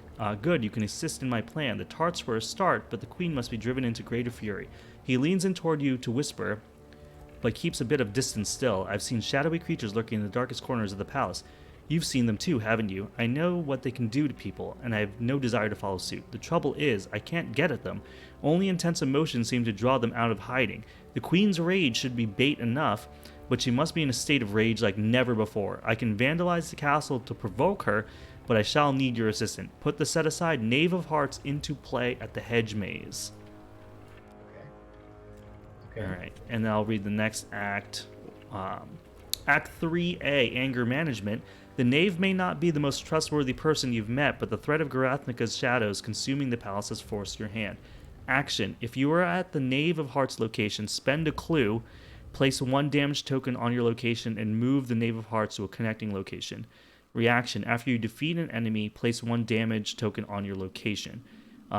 Reaction. After the Queen of Hearts enters a location, if there's any amount of damage tokens on that location, remove all damage tokens from that location and place an equal amount of horror on the Queen of Hearts. If there is 6 or more horror on the Queen of Hearts, advance. All right, so we want to put damage on places so that the Queen runs into them and gets angry. That happens either by killing something or by you spending clue where he's at. Yeah. Yeah, spending clue or defeating an enemy. Okay. I think in this case, maybe getting the clue then is good. Yeah, getting the clue is great. Okay. All right, and then what does the knave look like? Oh yeah, right here. So he's actually really interesting. All right, Knave of Hearts, ally card, royalty, Wonderland. You get +1 foot. He's a 2/2 ally. Reaction: when you reveal a chaos token during an attack or evasion attempt, exhaust the Knave of Hearts, cancel that attack or evasion attempt. If you need to get out of danger quickly, the knave might not be around, or he might be around, or he might not be. So I guess that's if you get him. That's the stuff he does. It seems like what his deal is he helps you avoid getting hit by retaliate or alert. Yeah, which is pretty awesome. Okay, so so I have 1 action left. Do you want me to try to get rid of this brain teaser? I don't know, man. It's either that or you just get the clue to start moving him around, because we have to get a total of 6 on her. We have plenty of time right now. We have time. Getting rid of brain teaser could be really big. It does get easier next turn. So let me try to get a clue now, and then get rid of Brain Teaser next turn. I think so. I mean, if we can make it work, it's really good. It makes it super easy. Okay, cool. So I'm gonna do test book. So I'm a 5 to a 3 here. Okay. All right. So here we go. 5 to a 3, 0. Nice. That's great. Yep. That gets rid of Brain Teaser. Oh wait. Oh yeah. You're getting Clue.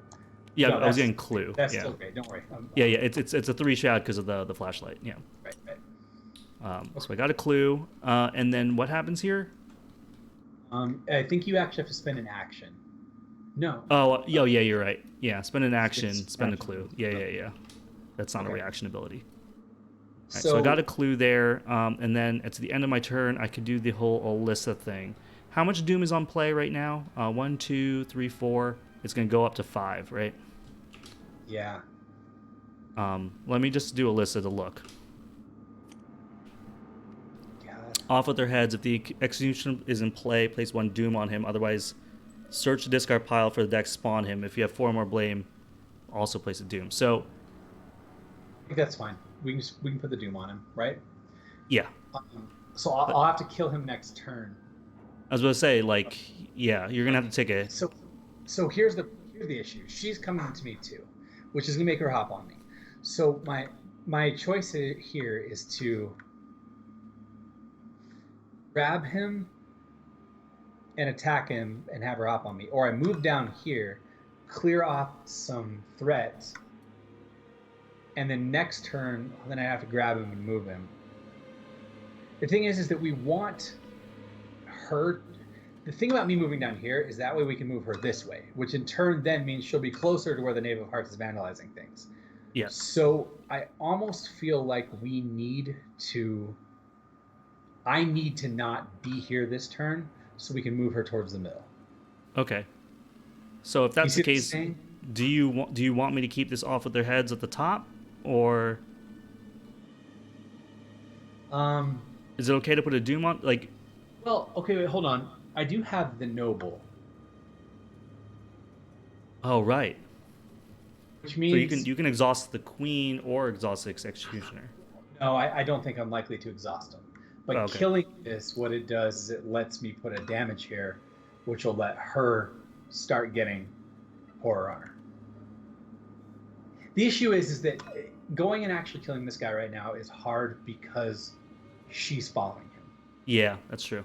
If I could evade him, it would be huge. Yeah. So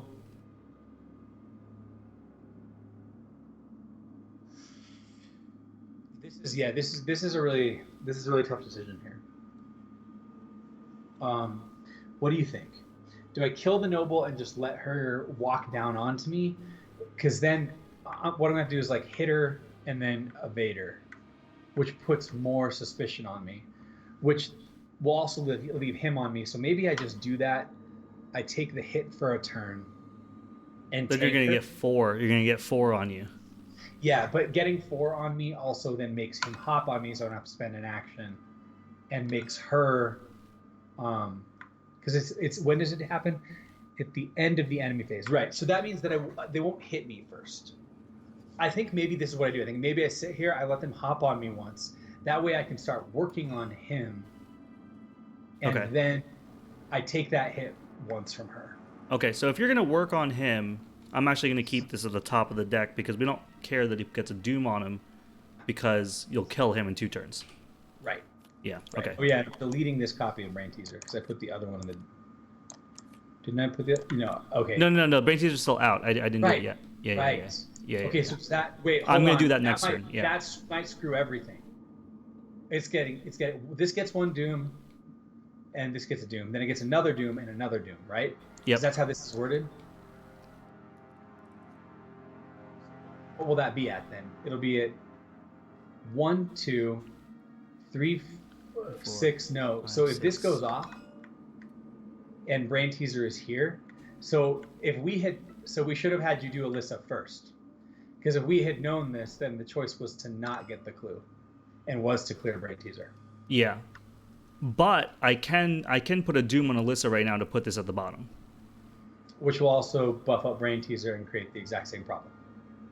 Right. I also have enough money for Mystifying Song. Okay. So actually, so how is it going to go? We're going to put 3-4. So this is, I think I have a better idea. This is what we do. I grab and double swing at the Executioner this turn, and as long as I kill him, we're fine.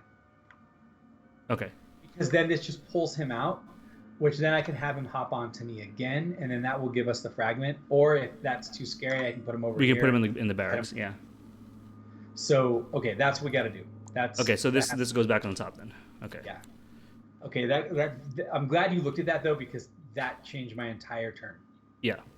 Because the issue here is if I fail at this, you're going to have to Mystifying Song, I think. Yeah. I mean, I have great... Oh, wait. Okay, so then the Corrupt Noble's going to be on me, and he's going to beat on me now. Crap. I'm going to take some horror here. And that's all there is to it. Yeah, you're going to take 2 horror. Crap. Okay. Oh, that... Oh, no. Dude, if you had done Alyssa first, it would have been everything. We got to remember that. We got to get that information right off the bat. Yeah. Because clearing Brain Teaser here would be. Yeah, that would have been the play. That would have been the play. Well, crap. I guess I grab him. This is what I now have to do. Yep. This is a huge problem. I engage him, which makes me take a horror. I then now attack him, which does not provoke attacks of opportunity. Wait, why do you take a horror for engaging him? Because the Corrupt Noble swings at me. Oh, right. Because engage is not engage provokes attack of opportunity. Why is engage not a thing? That's stupid. Okay. Yeah. Okay, so I will be a 4, 5, 6, 7 against this guy. Yeah. 7 to a 3. Yeah. I could spend my once per game to one-shot him and draw 3 cards, actually. Hold on, maybe that's what I do. He's a pretty good one to get, and you have a lot of cards in your deck, so... So that's what I'm going to do. Okay, so I'm not going to provoke this attack opportunity. Attack 1 is going to be on the Corrupt Noble. I'm going to be like a 7 to a 2. Yes. 7 to a 2. Yep. So nice. I murder this idiot. Yeah, you murder him. Easy. First of all, that puts a damage on a location. I'm going to make an executive decision. I'm going to make it a horror on the location. Yeah, because the horror goes on her. Yeah. Right. So I don't know why I didn't just say that in the first place. Okay, so he's dead. He's dead. Horror goes on the location. When he dies, this is also very important. When he dies, I spend 1 resource to play from my discard pile Fine Clothes.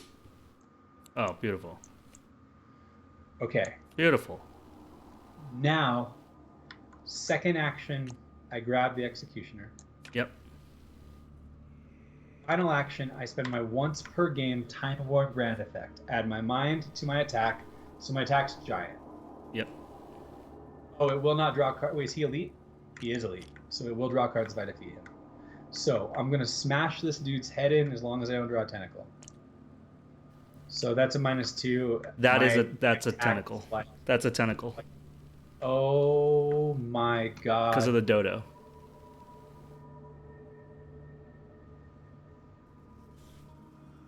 It's a tentacle because of the dodo. Okay.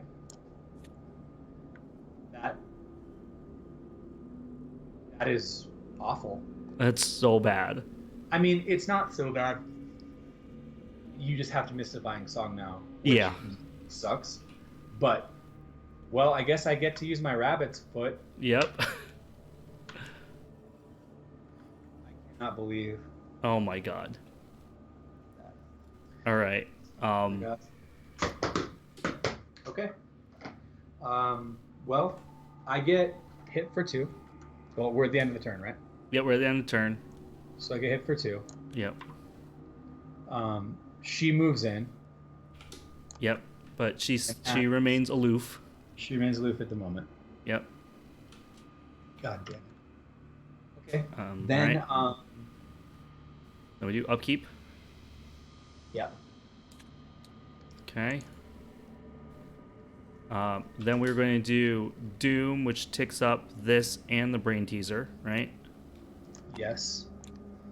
So now we have 3, 4, 5, 6. We are 6 of 7 right now, right? Yes. Okay. So, during my turn, then I get a bad card, right? did you Alyssa? I listed on Yeah. my turn. Yeah. Okay. And so Yep. now we bad card, Yes. which we know what it is. We put a Doom on the Executioner. Wait, I think we're fine.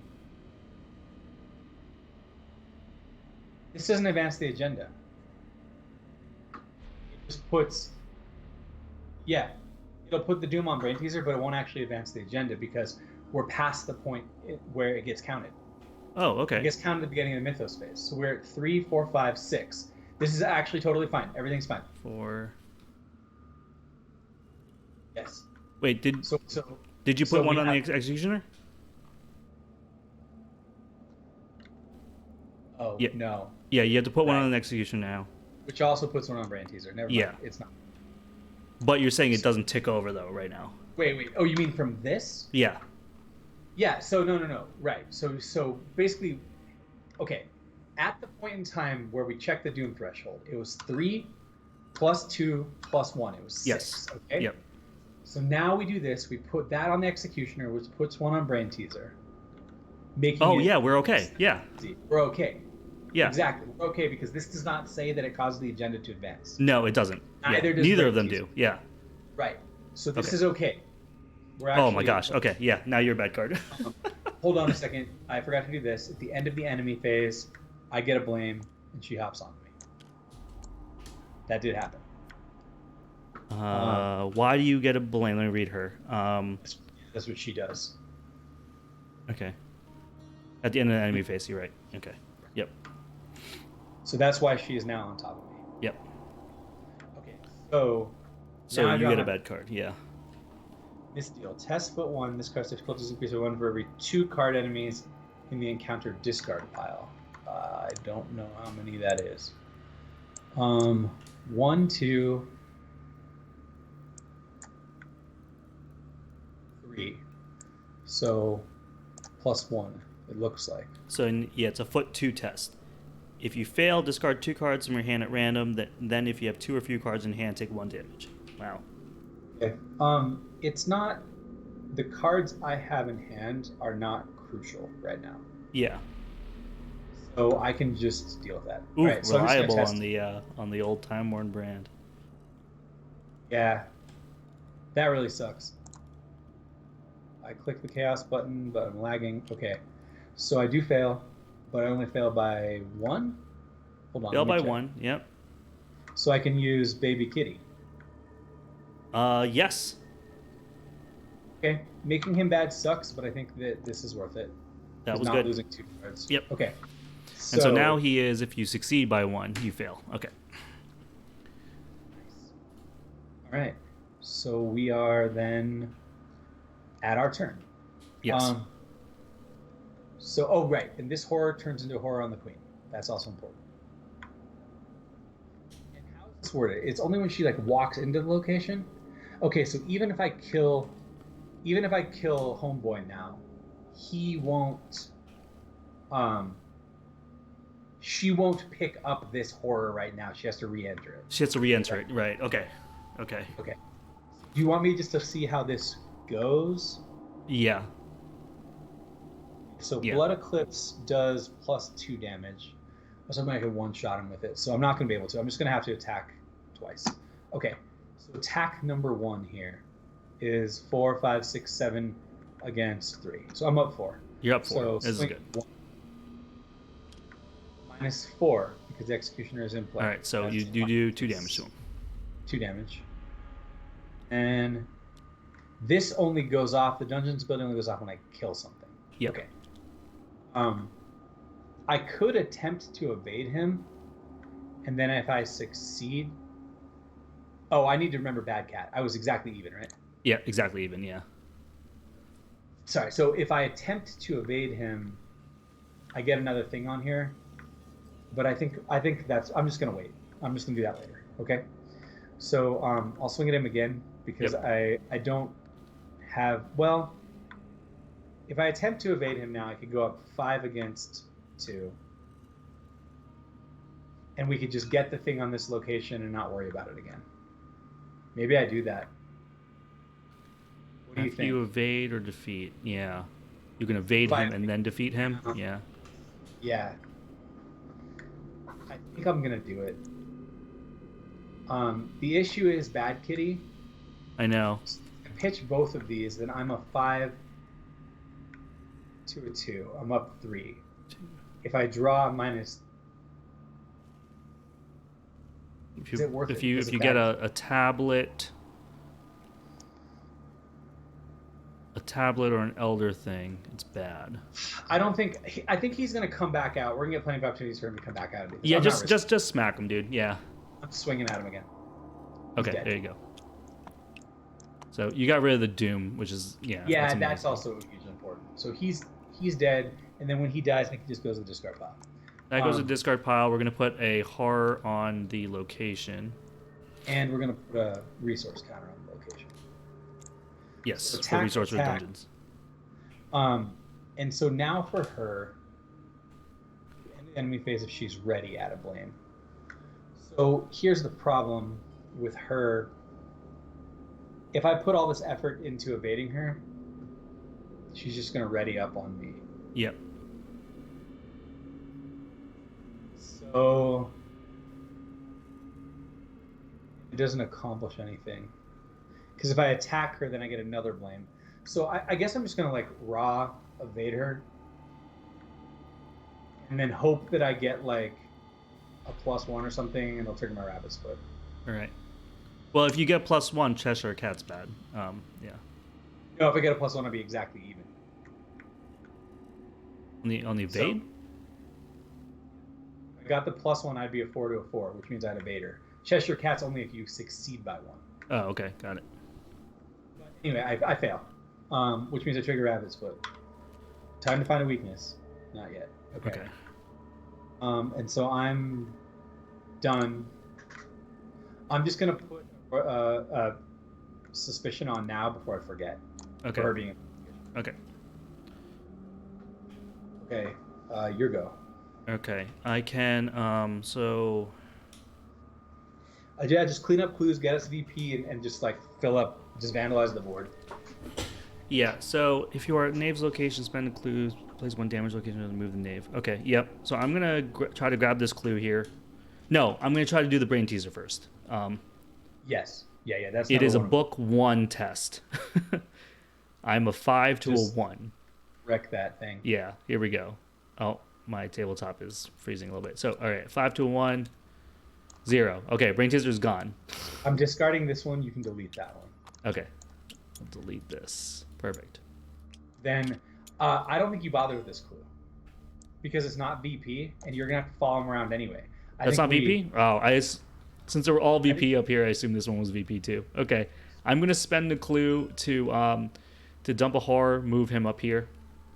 Okay, so remember, this is where you have to discard a random card.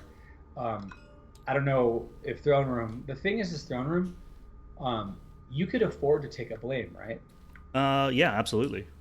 Can you get 2 clues at once though? No, not easily.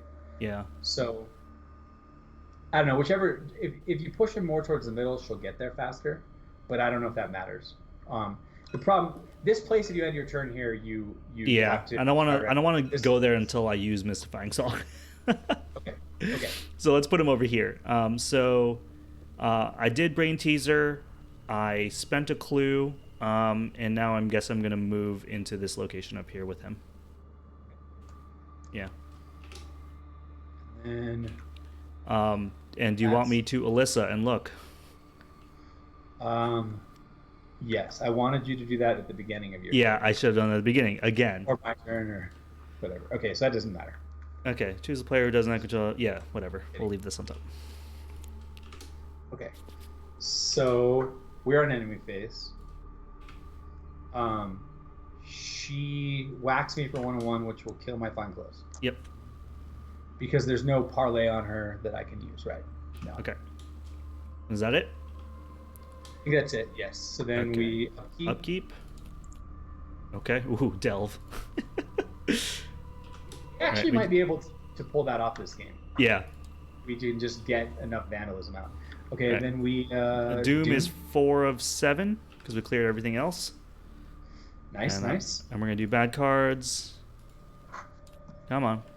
Which I know is a Surge Peril. So I'm going to take the cat and then Surge it. Okay. With a card guard. After a card guard attacks you, choose and discard a card for your hand with the least mind icon if you cannot take a damage. Okay. Okay. And I have... Oh, yeah. Hell yeah. Oh, Kitty, thank you so much for the resub, Reld. Oh, thanks, Reld. I made Kitty good. Yo, flip the Cheshire Cat, dude. Nice. Did it. Okay, misdeal. Chest foot 1. So for every 2 enemies in here, we haven't added any more, right? So still -1. Yeah. Okay. So I think this is another whatever test. Oh, we did add an enemy. We added the Executioner, right? We did. So it is a -2. So it's a 3 test. Yeah. So I'm 3 to 3. It's just gonna be what it is. Okay. Okay, so I fail, so I have to discard 2 cards from my hand, then if I have 2 or fewer cards like that. Okay, so I'm just gonna have to discard 2 cards. That's like at random? Ooh, rough. Yeah. 2 cards at random is really rough. Card, yeah.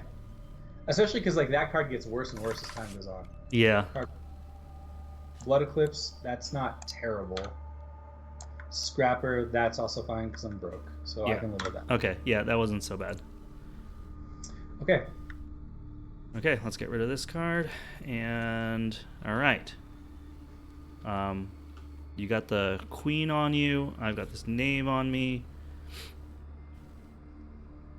After you discover any number of clues on the throne, add 1 blame. Yeah, so if I scoop both clues here, I'm gonna get 2 blame. Yeah, too bad you can't get them both at once. Yeah, I'm just like looking. Oh, wait a minute. When I destroyed when I killed the Executioner, I could have paid 1 to get back my Gravedigger shovel. So yeah, just leave. Well, I mean, I don't know. Either get the blame and just move on with your life, because she's still coming after me, not you. Yeah, you know? I mean, I can take the blame because I could also go back up to this location and clear some blame for both of us by scooping those clues. Yeah, and you can even pay that dude off. Yep. So, yeah, I think. So I'm gonna scoop the blames here. Yeah. So my Gravedigger shovel's in place. Sorry, guys. After I killed the Executioner, it was in my graveyard. The Fine Clothes was not, so that's why I took it back. Paid 1. All right. So. Yeah, I think do you want me to go first and just scoop clues? Yeah, no, I have this stupid card guard with me. Just evade that. I can use my mind for the evade. I'm a 4 to a 3. Yeah. I mean, I can throw an unexpected courage at this thing just because I don't really care about him. I think that's good. I think that's really good. Yeah. 4 to 3, 5, 6. I'm a 6 to a 3 for the evade. On this, exhaust it. Okay. And I star it. So I definitely evade him. Let's put him in my location. Evaded. Don't want to doom. Do I want to doom on something? Not really. We are at 4 doom. No, I don't really want to doom. Maybe just come up to the kitchen and get those clues, and then I can come over here and try to kill this guy. I mean, I don't know. Nobody's gonna go after the knave, right? He won't hurt the knave. Oh no, the knave's just chilling. He just looks like a regular guy to them. Okay, cool. If that's the case, I will go up to the kitchen. So I evaded, I moved, and I can grab a clue here at a shroud 2. I'm a 5 to a 2. And that's a cultist, and that's a -2. All right, got it. Okay, grabbing that. Yep. Crap, and I didn't do Alyssa first. I'm going to do Alyssa now. Every time. Damning evidence. Place a doom on the current agenda. It can advance. So, place 2 blame on your copy. Add 4 blame. Let's see. If I add a doom on the current agenda, it'll go up to 5, and then I'll get this, and it'll go 6. I don't think we should add doom. I think just add blame. Yeah, I could probably blame to my copy so that I can get full value out of the thing that I'm going to do. Yeah, I think that's good. Okay. Because I can always double scoop these with my my shovel, and then I'll only drop. Oh yeah. Or draw the top gravity encounter deck. Yeah. So that's fine. So I think that's Yeah, I'll just leave it. That one's not bad. My go. Yep, it's your go. I think, God, I'm just gonna have to attack her and then evade her. Yeah. Which is gonna be another stupid blame. So I'm gonna have to go start clearing my blame. Yep. And you're gonna help me get rid of some because I don't want to be at 7. That's the really bad. So I'm going to attack her. So I wreck her. Yep. Which gives me -3 evade. -3 evade. The blame sucks. Yeah. So she's at evade of 1. So now you can evade a 3. You're a 3 to a 1. I'm gonna you're pitch 4 this. 4 to a 1. 4 to a 1. Okay. And now she's evaded. And then now you can move. I'll move down here because I can clear my blame off here next turn. Perfect. So that's great. I mean, I could also dump it here. I feel like we don't want to do that if we can help it. Yeah. Okay. Okay. So dump. All right. So she readies up. He readies up. Yep. Okay. And that's it. And upkeep. Upkeep. I cannot believe that I have not yet drawn a weakness. Same dude. I'm very scared. Yeah. All right, 5 of 7. There's no doom on anything, right? So it's just straight up 5 out of 7 for the doom. And then we know what my card's going to be. I'm going to add 2 blame to me. Okay. Done. Gleaming the cube. Question and answer. Gleaming the cube. If there are no clues on your location, I cannot commit crap, so I cannot. I'll take a horror and discard a random card. That's fine. That is. Oh yeah. Healed 1. Jessica's actually down to 0. Yeah. Jessica's down to 0. It's been a few turns. Okay. Yeah. So I'm just ripping it. That is a -3. That's a definite fail. Okay, so I take a horror, pop. I'll discard a card at random.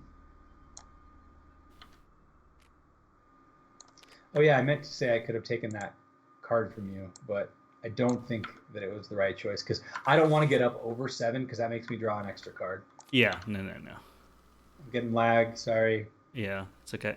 What is it? Flashlight. Oh, flashlight. Okay. Cool. And that's it. All right. That's not so bad. Actually, not so bad. If you let me go first, I can kick the knave to you, and then you can. Sweet. Yes. Yes. My plan. I'm gonna move, kill this, kick the knave. Yeah. Okay. I'm completely down with that. That's awesome. So action 1, move. Yep. Boy hops on me. Yep. Action 2 is smash this guy with my ancient sword. Yep. So 7 versus a 3. Yep. Pop. -4, -2 actually. So -2. he dies. When he dies, I put a horror on the location. Yep. He goes in here. Then action 3 is pay one of my clues to make the knave, to put another horror here. Yep. And make Kick the him to knave me. up to you. Perfect. That's how it works, right? Let me make sure. If you're in his location, spend 1 clue, put a damage token in your location, move the knave. Okay. We know they're supposed to be damage guys, but yeah, we're putting horror. Yeah. I mean, I get the symbolism. The symbolism is the damage is like vandalism, and then on her it causes horror. So yeah. I get it. All right, cool. We are investigating here for the first action. It is a Shroud 2 because of my lantern. From a 5 to a 2 with Good Cat. Good cat. Freaking love that. All right, there you go. I got a clue. When that happens, Yes. when you last clue is discovered, remove 2 blame from each investigator's copy of the Royal Suspicion group limit once per game. So we're gonna do it right now. That's so good. Yep. So I have 1 blame now. You have 4. Nice.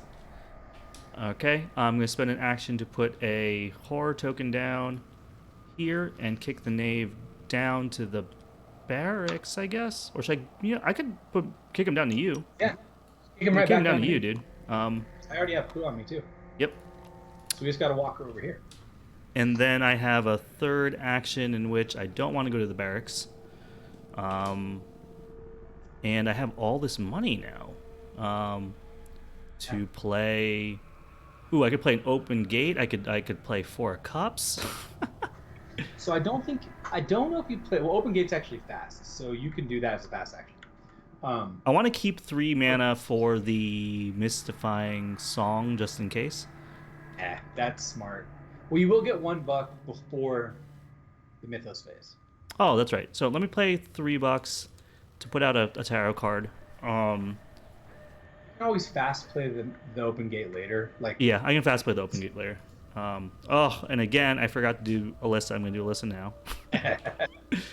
Every damn time. All right.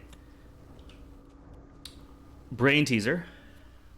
That will cause the agenda to advance. But you putting a Doom on her will also cause the agenda to advance. So this might be a turn where you mystifying song. Yeah. And that'll make getting rid of the brain teaser a moot point because we'll just let it advance next time. Yeah. So basically, if you mystifying song now, brain teaser's kind of a moot point. I mean, it's not because it's causing it to advance, but the only problem is the only other option is to put a Doom on Alyssa, which also makes it advance, which I'm gonna have to mystifying song anyway. Yeah. So I think that it's not. Yeah. I'd rather it go let's keep it on the top so that we know it goes into the discard pile almost. Right. Oh wait. Oh, actually, it's not going to get the Doom this turn because the Doom ticks before it lands.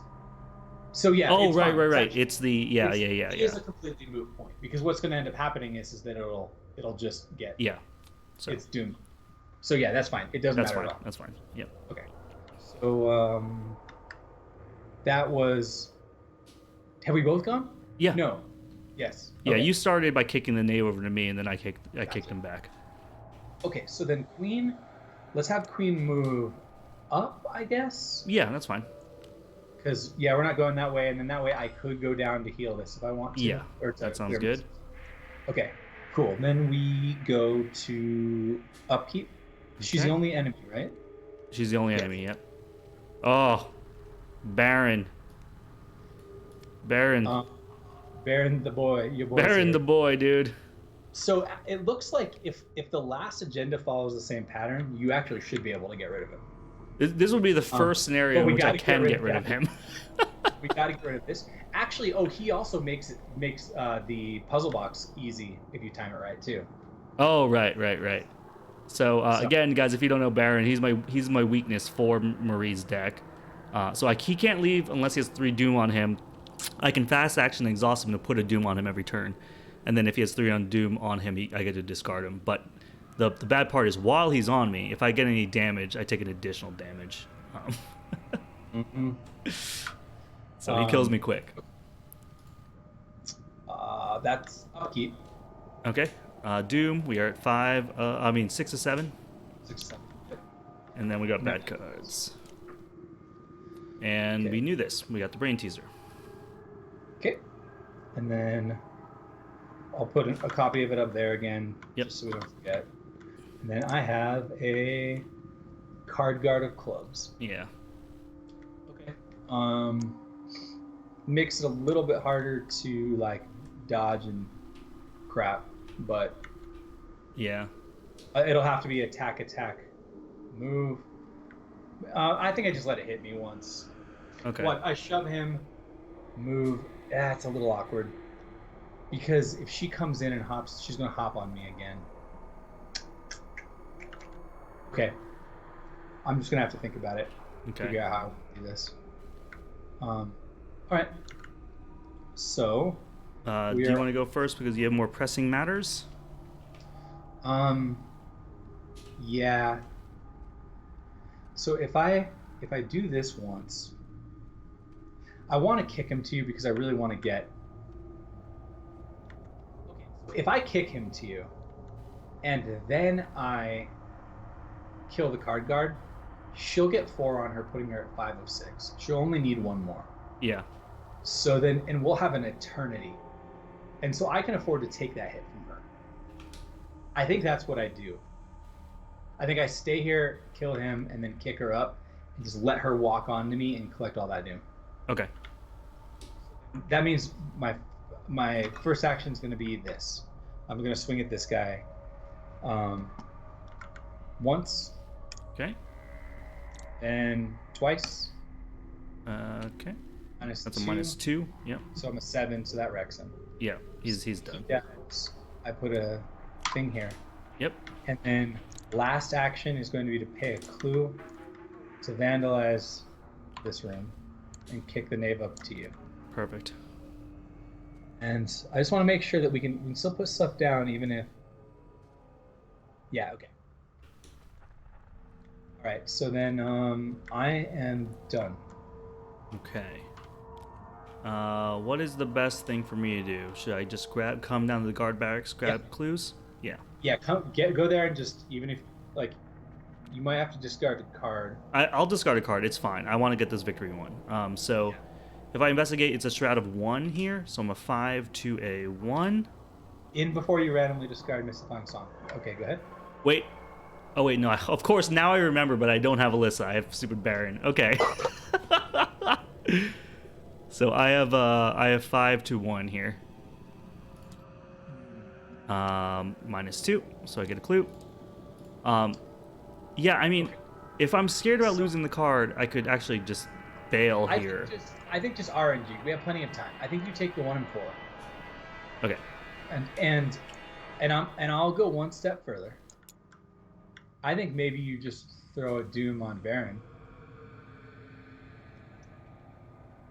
Yeah. And because now you can Scrying for free.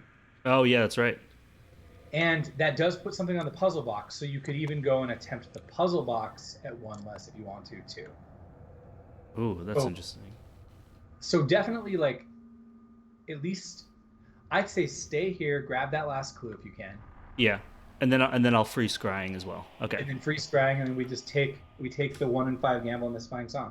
Okay, here we go. So 5 to 1. Got it. Got the other clue. So I cleared those clues. I'm gonna do a free Scrying for my ability. Yep. I'm gonna look at the top 3 cards of these. Put them back in any order. Ooh. So she does Surge. So we might want to stack her on top. Yeah. Let's see. Okay, so this is... So Weak Hand is better for you. Is better for me because it's a mind test. Yep. And any connecting location response, put a Doom on it or add 2 blame to a copy. Putting a Doom on it is fine because we're going to have plenty of time and plenty of time to kill it. Yeah. So you could actually put him onto my location if you draw him. Okay. It's right on top of me, and then I can just kill him again. So, or we just put him... Oh, no, right, you're not next to me anymore. It doesn't matter. We can kick him wherever. I think... So I should do the Duchess on top with the Weak Hand right underneath, because, like, I'm going to get the Duchess, Surge, get this one, and then you'll get this one. The Sycophant. Yeah, that's fine. That's fine. Okay, that works cool. for me. All right. Okay, cool. Cool. So we are now both done. Yes, we are both done. Okay, so she walks in onto me. Yep. She hits me and gives me a Doom. Oh, right. When I killed that guy, sorry. The whole plan was to buy Fine Clothes. Yeah. So then she walks in, hits me, and kills my Fine Clothes. And she walks into a location that gives her 4 more. Yes. She goes to 5. So we are 1 away from... Yep. from the number, right? It says it's 3 times number of investigators. Okay. Yep. We have to advance then. So this is one of those scenarios where I can force the scenario to end next turn. So you might consider, what's it called? Making our lives harder, delving too deep. But first do this. Oh yeah, when the investigator is discard a card from random. That's right. You gotta do that. Oh, right. But if we want to get this, I'm gonna have to wait one more turn. Okay. Yeah. Things get interesting. Okay, open gate. Fine. Perfect. All right. Oh boy. All right. So any other enemies or no? That's her. It's just her. Just heard she hit me for 1-1, which discarded my fine close. All right. So we have upkeep now. Yes. Okay. All right. 1, 2. Okay. And so now we do Doom. Which now there is 7, 8, 9. There's 9 Doom. I'm gonna play Mystifying Song. This is when things are good. Okay. Okay. Here we go. Fast. When the agenda would advance by reaching the Doom threshold and the phase, the agenda cannot advance. Okay. Oh, removed from the game. Okay. So also this goes here on that copy. Yes. 7, 8, 9. We're actually at 10. Yeah, we're at 10 Doom. Okay. Perfect. So you're actually not going to be able to clear him, but what you will be able to do... Oh, unless you draw your star. If I draw my star, I will be able... Yeah.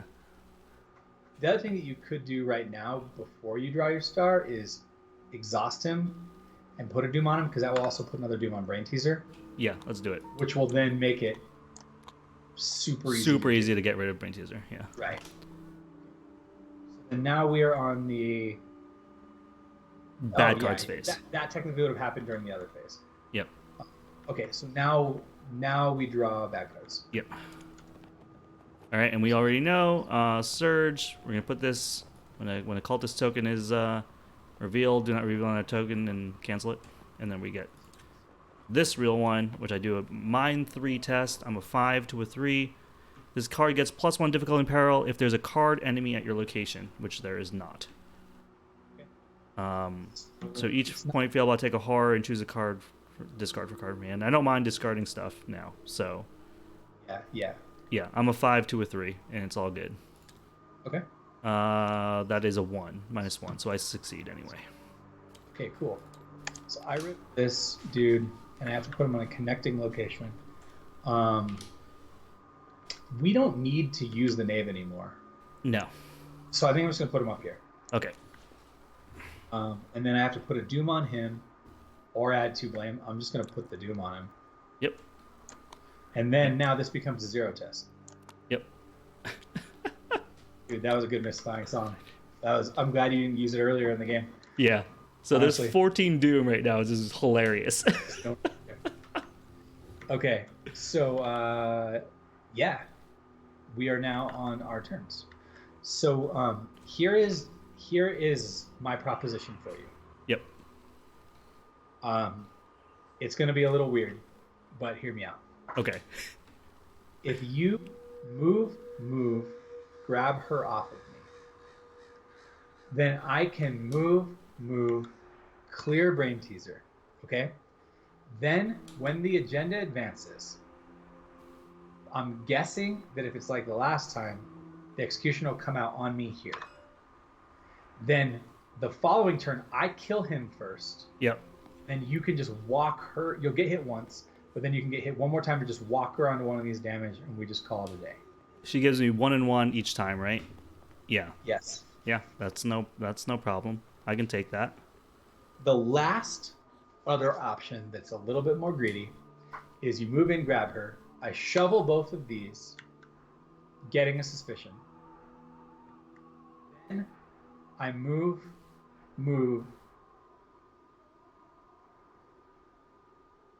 and, well, no, I'd have to move once, clear the Brain Teaser. And then next turn, he'll still spawn here, I'm guessing. So it's move in and swing at him twice, and I'll just have to, like, I won't have 3 swings at him. I'll only have 2 swings at him. Or see, right now I can also just Scene of the Crime it, but that's just less effective than Shovel. Scene of the Crime is less effective than Shovel. So, oh right, you can see the crime move. Yeah. Scene of the Crime move.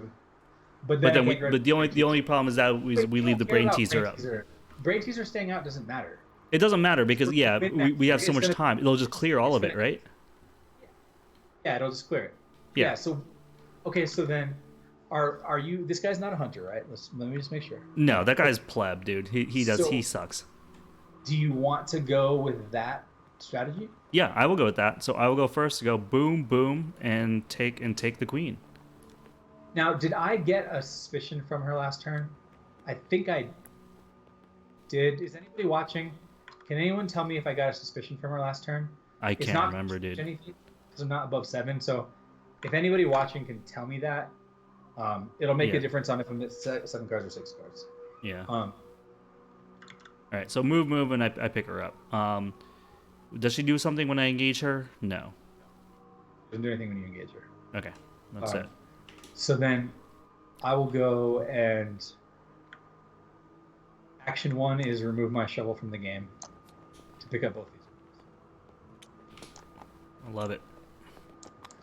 So the reason that this matters right now, it hugely matters if I remember to get this suspicion from her or not, is taking 1 blame is not a big deal.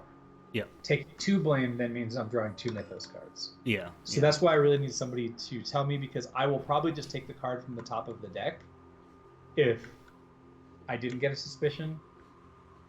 I honestly can't remember. I think that I don't think I did. I'm going to say I don't think I did. Okay. So what do you think's worse?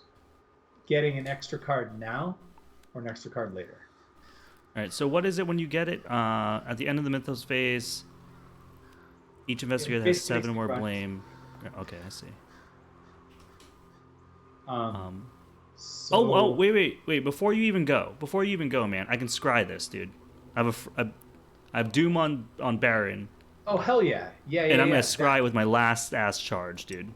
Okay, so then that way we can see if Yes. we even care. Yes. So this was... The card would be bad. Me getting another blame on top of my more blame is like redundant. Yeah. So none of those are good, unfortunately, because this surges, so that just makes it either of those 2. Yeah. So then, all right, so then I think what I'm going to just do is just take the extra blame right now, and then I'll just draw 2 cards during the Mythos phase, and I should be fine. I'll just spend my whole turn killing the dude. Okay. So what order do you want me to put this back in? Caterpillar will be first, I guess. Doesn't matter. Basically, whatever you want to draw. I don't care. I guess just leave this, and I'll just get extra blame. It's not going to matter to me anymore. Okay. I will lose an action if I fail, which I will. So there is that. So maybe, do it like this. Do it like that. I'll do it like this. So you're gonna grab the card guard, as well as a second card, but that's okay. The card guard's not gonna do anything to me, because we're just gonna kill this and then win. Well, I'm gonna grab the caterpillar and the pointing fingers, and I'm gonna put the blame on me. Exactly. Yeah. Okay. Cool. And now that we know that, first action, shovel those 2 clues. Yep. And then as punishment, I take the blame. It's 1 blame after you score random number clues. Yep. Action 2, action 3. Yes. Okay. So the turn ends. You take 1 and 1. Yeah, I get hit for 1 and 1. Pop. Yep. You also get a blame. That is. Yes. Yep. Okay. So then now, the timing on this board. So we upkeep now. Yes, we upkeep now. Check the window on when during the upkeep phase. Can I Baron now? Oh, The upkeep phase begins. Then you have a window. Then you ready each card, and then so you're not gonna have another chance to use them before then. Damn it. Okay. That's fine. Okay, I think it's still okay, but Yeah, it's still okay. Yeah. okay. So then we now Doom. did the upkeep. We do Doom. Okay. So Doom happens. Baron gets cleared. The Brain Teasers get cleared. Yeah. Just delete that pile, I guess. Yeah. Okay. Okay. Okay. Oh yeah, and advance the agenda and let's see what happens. Yeah.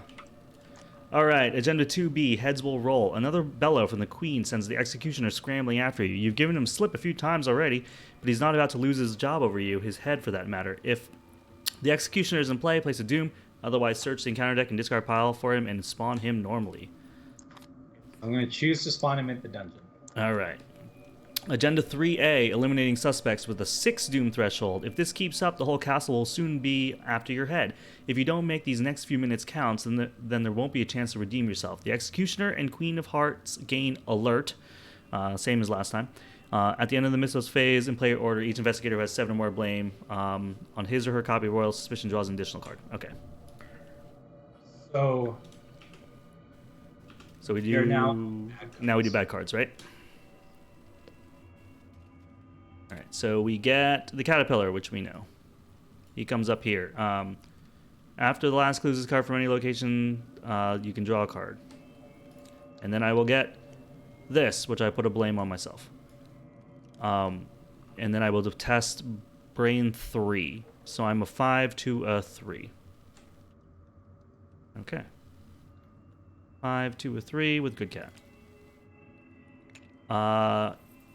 If I fail a test by exactly 1, I can automatically succeed instead. I will automatically succeed instead. Done. You're up. Oh yeah, so you can only put one Doom for this. So technically, Brain Teaser is still out. Yeah, Brain Teaser is still out. All right, so then I draw this guy who hops onto me. Mm-hmm. Then we go to the end of the Mythos phase, which now, because I'm at 7 or more, I draw a second one. Okay. Questioning the answer. Okay. No clues on my location, so there isn't. So I'm just gonna take a horror and discard a card at random. That's fine. That's fine. 3 to a 3. Yep. Take a horror, and discard a card.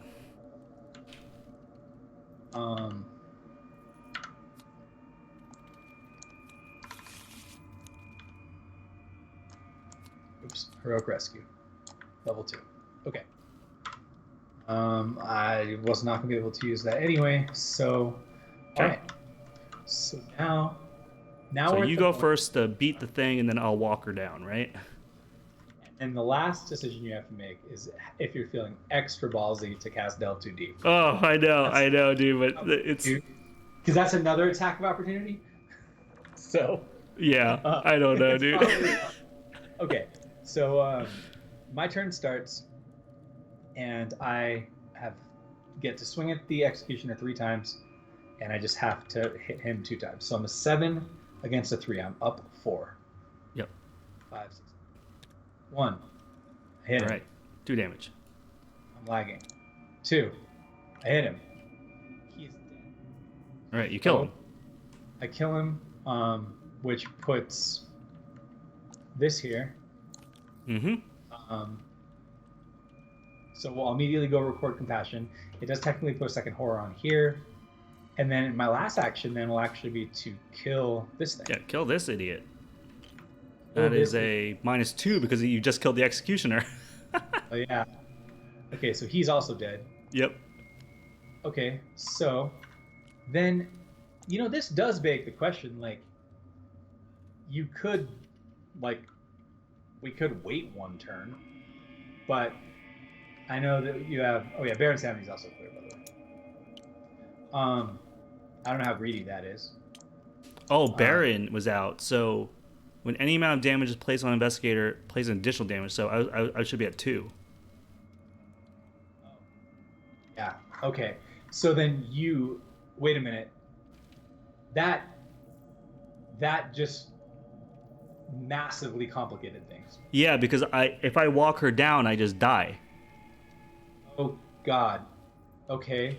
Well, then now you have to like evade her. Oh wow, I did not. Yeah, I didn't take into consideration the fact that I was going to get hit twice for each active opportunity because of Baron. Um, that is really, really, really bad. I can evade with the sword cane. You have to evade her as long as you move away. Yeah, as long as I move away, I'm okay. Right. And So I you can use just my have to brain evade- to evade. So I'm a 5 to a 4, and I can start dumping cards to it. Yeah. Just Yeah, that's Just what I'm gonna do do. that. I'm gonna evade her with the sword cane using my brain. I'm a 5. I'm a 6. Oh my god, is that it? I'm a 6 to a 4. oh no. I'm gonna pump that. Yeah, I'm a 7 to a 4. I'm an 8 to a 4. You have good kitty, so you'd only go up. You could go up like 3 instead of 4. Okay. Just save the buck, just in case. Yeah. No, I flipped back. I flipped kitty. If I would succeed by 1, I fail instead. Oh, then yeah, you definitely need to go up higher. Yeah. Maybe double. Maybe just blow all of it. I'll just blow all of it. Yeah, because you got to get up there. 5, so 6, 7, 8, 9. So I think I'm a 9. I'm a 9 to a 4. Okay. -1. Okay, evaded. So then she's in the middle.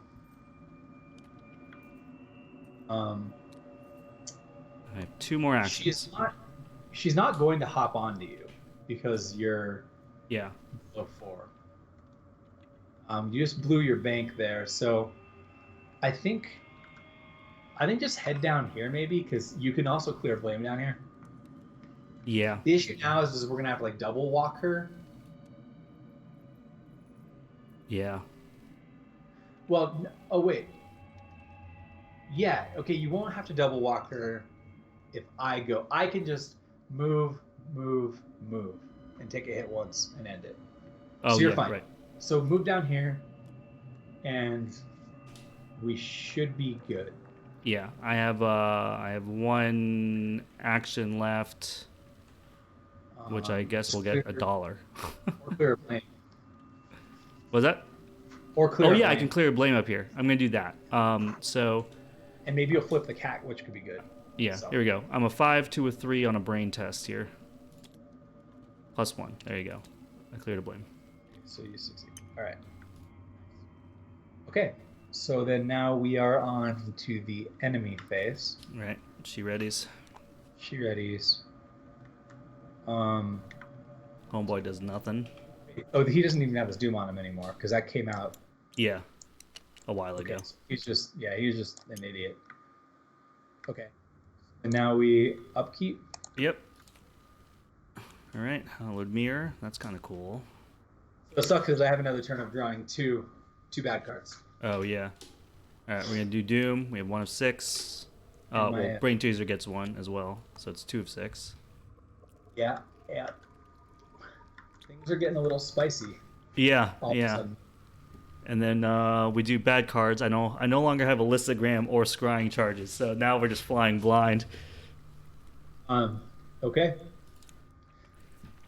Surge, flip the Cheshire Cat. Perfect. Excellent. Yes. Okay. And I got myself a Corrupt Noble. Okay. Not a big deal. Very, very good. Okay. Actually, that makes things extra safe. Damning Evidence. I am just going to put 2 copies on my Royal Suspicion. I mean, I feel like what I'm afraid of is it's going to say something at the end. It's going to be like, if you had this much suspicion. I know. Like you go to jail or something. Yeah. But I don't know. Yeah. All right. Okay. So we are on the ultimate greed decision. The greed decision. Oh no, hold on. I have to draw 1 more bad card because I'm at 7 or more. Right. Off their heads. The Executioner is going to come out. That doesn't matter. Yeah. because I just put him above you. Okay. Yeah. Put him on the barracks, dude. Nobody cares about him. Right. That's all it does, right? Right. If you have 4 more blame, also put a doom on him. So Sweet. It does kind of matter, but not really. So then we put another doom on Brain Teaser then, right? I put one on the bottom one. Yeah, but basically, all right. This is where you have to decide how greedy we want to be. Because if you delve right now, and we both are fine with our delve, then I just walk, and I just take 1 and 1. Oh crap! I also forgot to buy back my Your fine clothes. My fine clothes. Sorry. Okay. So walk, and we win. We have 1, 2, 3. We have 4 doom in play. All we have to do is pick up 1 card that gives us doom with delve too deep, and then the doom will tick over. Brain teaser first. What? Clear brain teaser first. Oh yeah. First right. action, clear brain teaser. Second action, attempt clear brain teaser. Third action, delve. Well, if I do that, I'm gonna get hit with like 3 acts of opportunity on this boy. Oh, right. I forgot about that guy. Yeah. Well then, I think the first thing I have to do is do this guy. I'm gonna parlay this guy. Parlay him, then brain teaser, then delve. Yeah. Okay.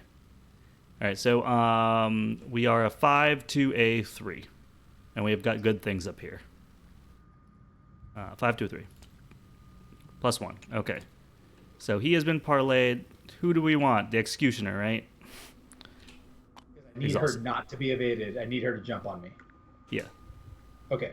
So I evaded the Executioner, and this guy comes in. He shuffles back in, right? Yes.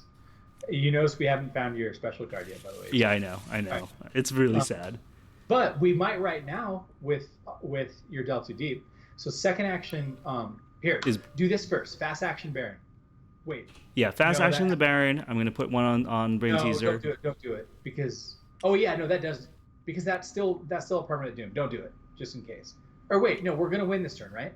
Yeah, we're gonna win this turn. Do it. Yeah, you're right. Yeah. It's like this is the safest place to do it. Okay. Now I'm gonna do Brain Teaser. Yes. And I'm gonna do I'm a 4 to a 1. Yeah. And you have good kitty, so you're fine. Yeah. And that is a 1, -1. So Brain Teaser is gone. Okay. Excellent. I'll destroy this one up here. You can put that one in the discard pile. All right. Now. Oh my God. Are we doing this? We're delving. We are delving. We're delving. With my last dollar, I'm delving too deep. In player order, each investigator draws 1 card from the counter deck, then add delve too deep to the victory display. Here we go. I'm going to get a card. Whatever. Okay, that's fine. Now, mine's the real important one. Yeah. Cards are right. Boom. It told us. So remove it from the game. Choose an investigator. That investigator draws a card, gains the read source, and immediately takes an action as if their turn. Okay, so this is gonna sound weird. I have to give it to you because if I draw a weakness right now, it could screw me. Oh, okay. So yeah. I have to get you. Okay, fine. So I'm gonna draw 1 card. I'm gonna gain 1 resource. And what was that? And I take an action. Yep. I will evade this dude. Okay. With my sword cane. All right, so I'm a 5 to a 3. Come on. Am I lagging? I see it hovering in midair. Yeah, it happened. So okay. -1. -1. You got it. Sick. Boom. Okay. Now let's just make sure I do my turn legit, right? Oh no, I have to draw my. Wait. Oh, that was my bad card. That was your bad card, dude. Yeah. Okay. So let's add this to the victory display. I'm throwing it up here. Oh yeah. All right. Yeah. Oh, sweet delve. Action 1. Action 2. Yep. She jumps on you. Now, do you think it matters if I take her onto your location or away from your location? Maybe it matters if I'm at the name's location. So she hops on me. And I move once. She does attack of opportunity me, which pops my fine clothes. Yep. But yep. After she enters a location, if there's any amount of damage, remove them all and put equal amount of horror. If there's 6 or more, she advances. So she walks in there, immediately goes to 6. Yep. And we end it. Do you get another blame? No, that's only at the end of the enemy phase. We're not at the enemy phase yet. Okay. So, all right, we'll rip this act deck, and let's hope me having like all this blame doesn't somehow screw me. Yeah. I'm at 9. All right.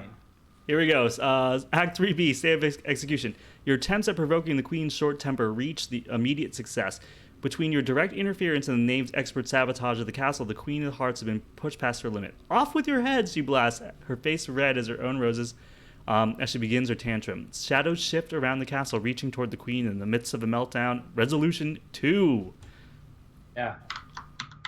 All right, what do we got? Sweet. All right, let's bring this over here. Resolution 2. All right.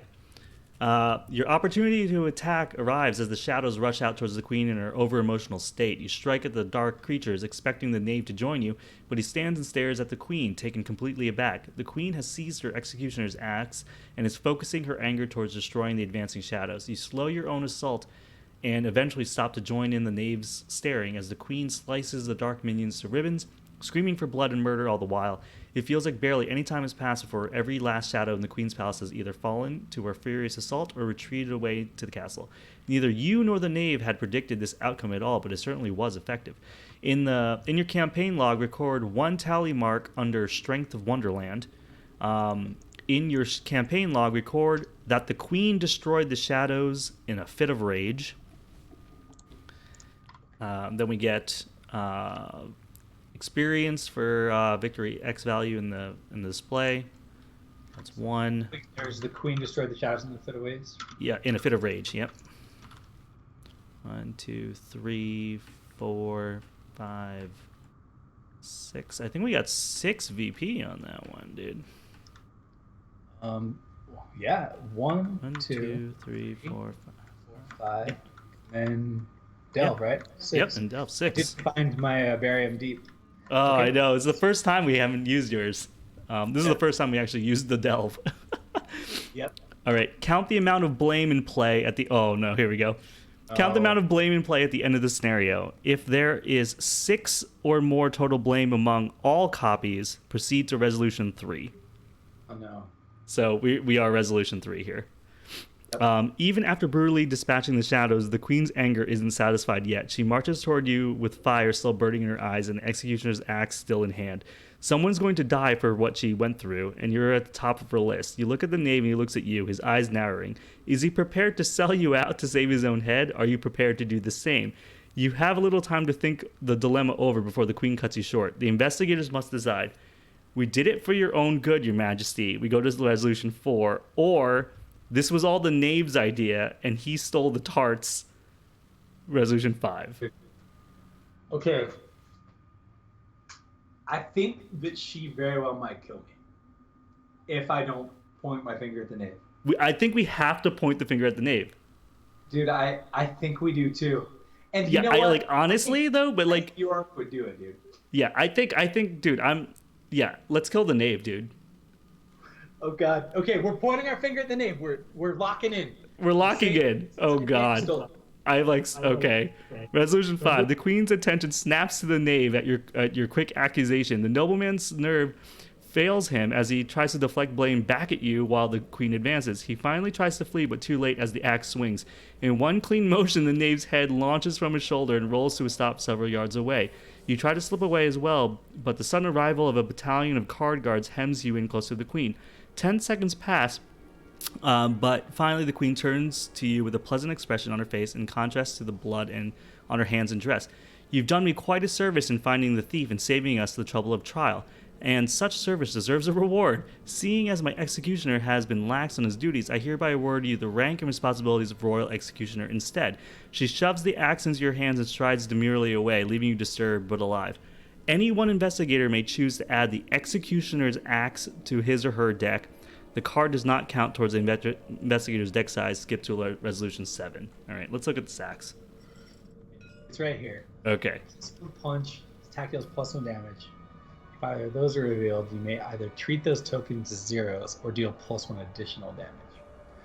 So, I mean, this is you. Like, this is not me. It is. Like, so if you even had a remotely decent stat, I'd be like, take it, because I have the time I ran. Yeah. but you just don't. So No, I I should probably don't. This is like completely useless for me. Yeah, I can So- cut another weapon from my deck if I take this. Yeah, Sheep. you're gonna. So Yeah, you'll cut like a crap gun. Sweet. All right. Resolution 7. You make a swift departure from the Queen's Court with the knowledge and experience under your belt to help you combat the shadows wherever they may lurk. Check the campaign log. If the investigators went down the rabbit hole, proceed to interlude Griffin and the Mock Turtle. All right. Griffin and the Mock Turtle. The shadows have kept you on edge for too long already in your journey. Even in an open field where the sun beams down on you from above, you scan the horizon in constant search for any sign of the approaching darkness. Have the shadows been curbed at all by your efforts, or are they unstoppable while their master prepares to feast on Arkham? The questions tax your psyche further as you continue to trek through Wonderland. Your vigilance finally pays off as you spot an airborne figure moving towards you at a great speed. You brace for a fight, but it wheels up high above you, circling like a vulture around a dying animal. You remain on the sunny field, dreading what the strange entity might be all the while. Tense moments pass before the figure descends in a surprising burst of speed and lands in the tall grass before you. The strange beast before you is equally split between eagle and lion, a griffin, in the flesh if there ever was one, and it regards you curiously as it settles its wings. Another visitor from Wonderland, how very peculiar. It leans uncomfortably close to you and strokes the underside of its beak with its claw pensively. You've chosen a poor time for sightseeing, I'm sorry to say. The stability of the place has been lacking, and those shadowy beasts have been gnawing about like termites. Your relief at meeting a more congenial resident Wonderland is quickly replaced by your unease at Griffin's statements. The Griffin takes note of your concern and nods sagely, curious to see the trouble yourself. My, but you're a morbid sort, but it just might take some sort to sort through it all. The Griffin chuckles and puffs up a bit at his play's own words, reveling for a moment before turning to his side to you. Come, don't shy away. The only way to see the state of things is from the air. Again, you find yourself with conflicting feelings. On one hand, you could help gather information easily and assist with your travels. On the other hand, however, being hundreds of feet up in the air on the back of one of Wonderland's capricious creatures could prove fatal. Your curiosity wins out in the end, however, and you climb upon the Griffin's back gingerly. Check the campaign log. If there are 3 or fewer tally marks under Strength of Wonderland, go to Shadow's Wane. If there are 4 to 6... go to Shadow's Loom. If there's 7 or more, go to Shadow's Churn. We're at 5. We're at 5. So if they're between 4 and 6, go to Shadow's Loom. Shadow's Loom. The Griffin ascends with a half cry, half roar, and you grip into its feathers for dear life. Your view changes rapidly as you rise above the treetops, and you can see for miles in every direction. Your exploits have struck a tenuous balance between the stability of Alice's dreams and the Shadow's grip on both worlds. In your campaign log, record that the Shadows maintain their grip on Alice's dream. Alright. And then based on the difficulty setting level, add the following chaos tokens to the chaos bag for the remainder of the campaign. We are on standard, so we're going to add a -4 to the bag. Okay, so shadows maintain their grip and -4 added. Got it. Yep. And now we've skipped to the lobster quadrille. All right. There's a lot here. Satisfied the Griffin probes? The view is much less dismal from the ground. You consider the state of Wonderland and the shadows once more briefly before you nod. At once the Griffin reels back on the earth, swooping this time toward a quiet lagoon on the edge of the vast body of water. Come, I know just the thing to liven your spirits after such a sight. My friend, the Mock Turtle, is quite a songster, to say nothing of his education. You try to envision just what a Mock Turtle might look like, but the creature the Griffin lands next to doesn't match any of your ideas. The Mock Turtle resembles a sea turtle, but with the head of a cow. He sits at the water's edge, staring down into the pools with a smile on his face, but tears leaking from his eyes. Ahoy and what ho, the Griffin calls out. Enjoying the dance? It is a sight for sore feet, the Mock Turtle murmurs with a nod. You give the creature a hesitant hello, and he waves a flipper at you without looking.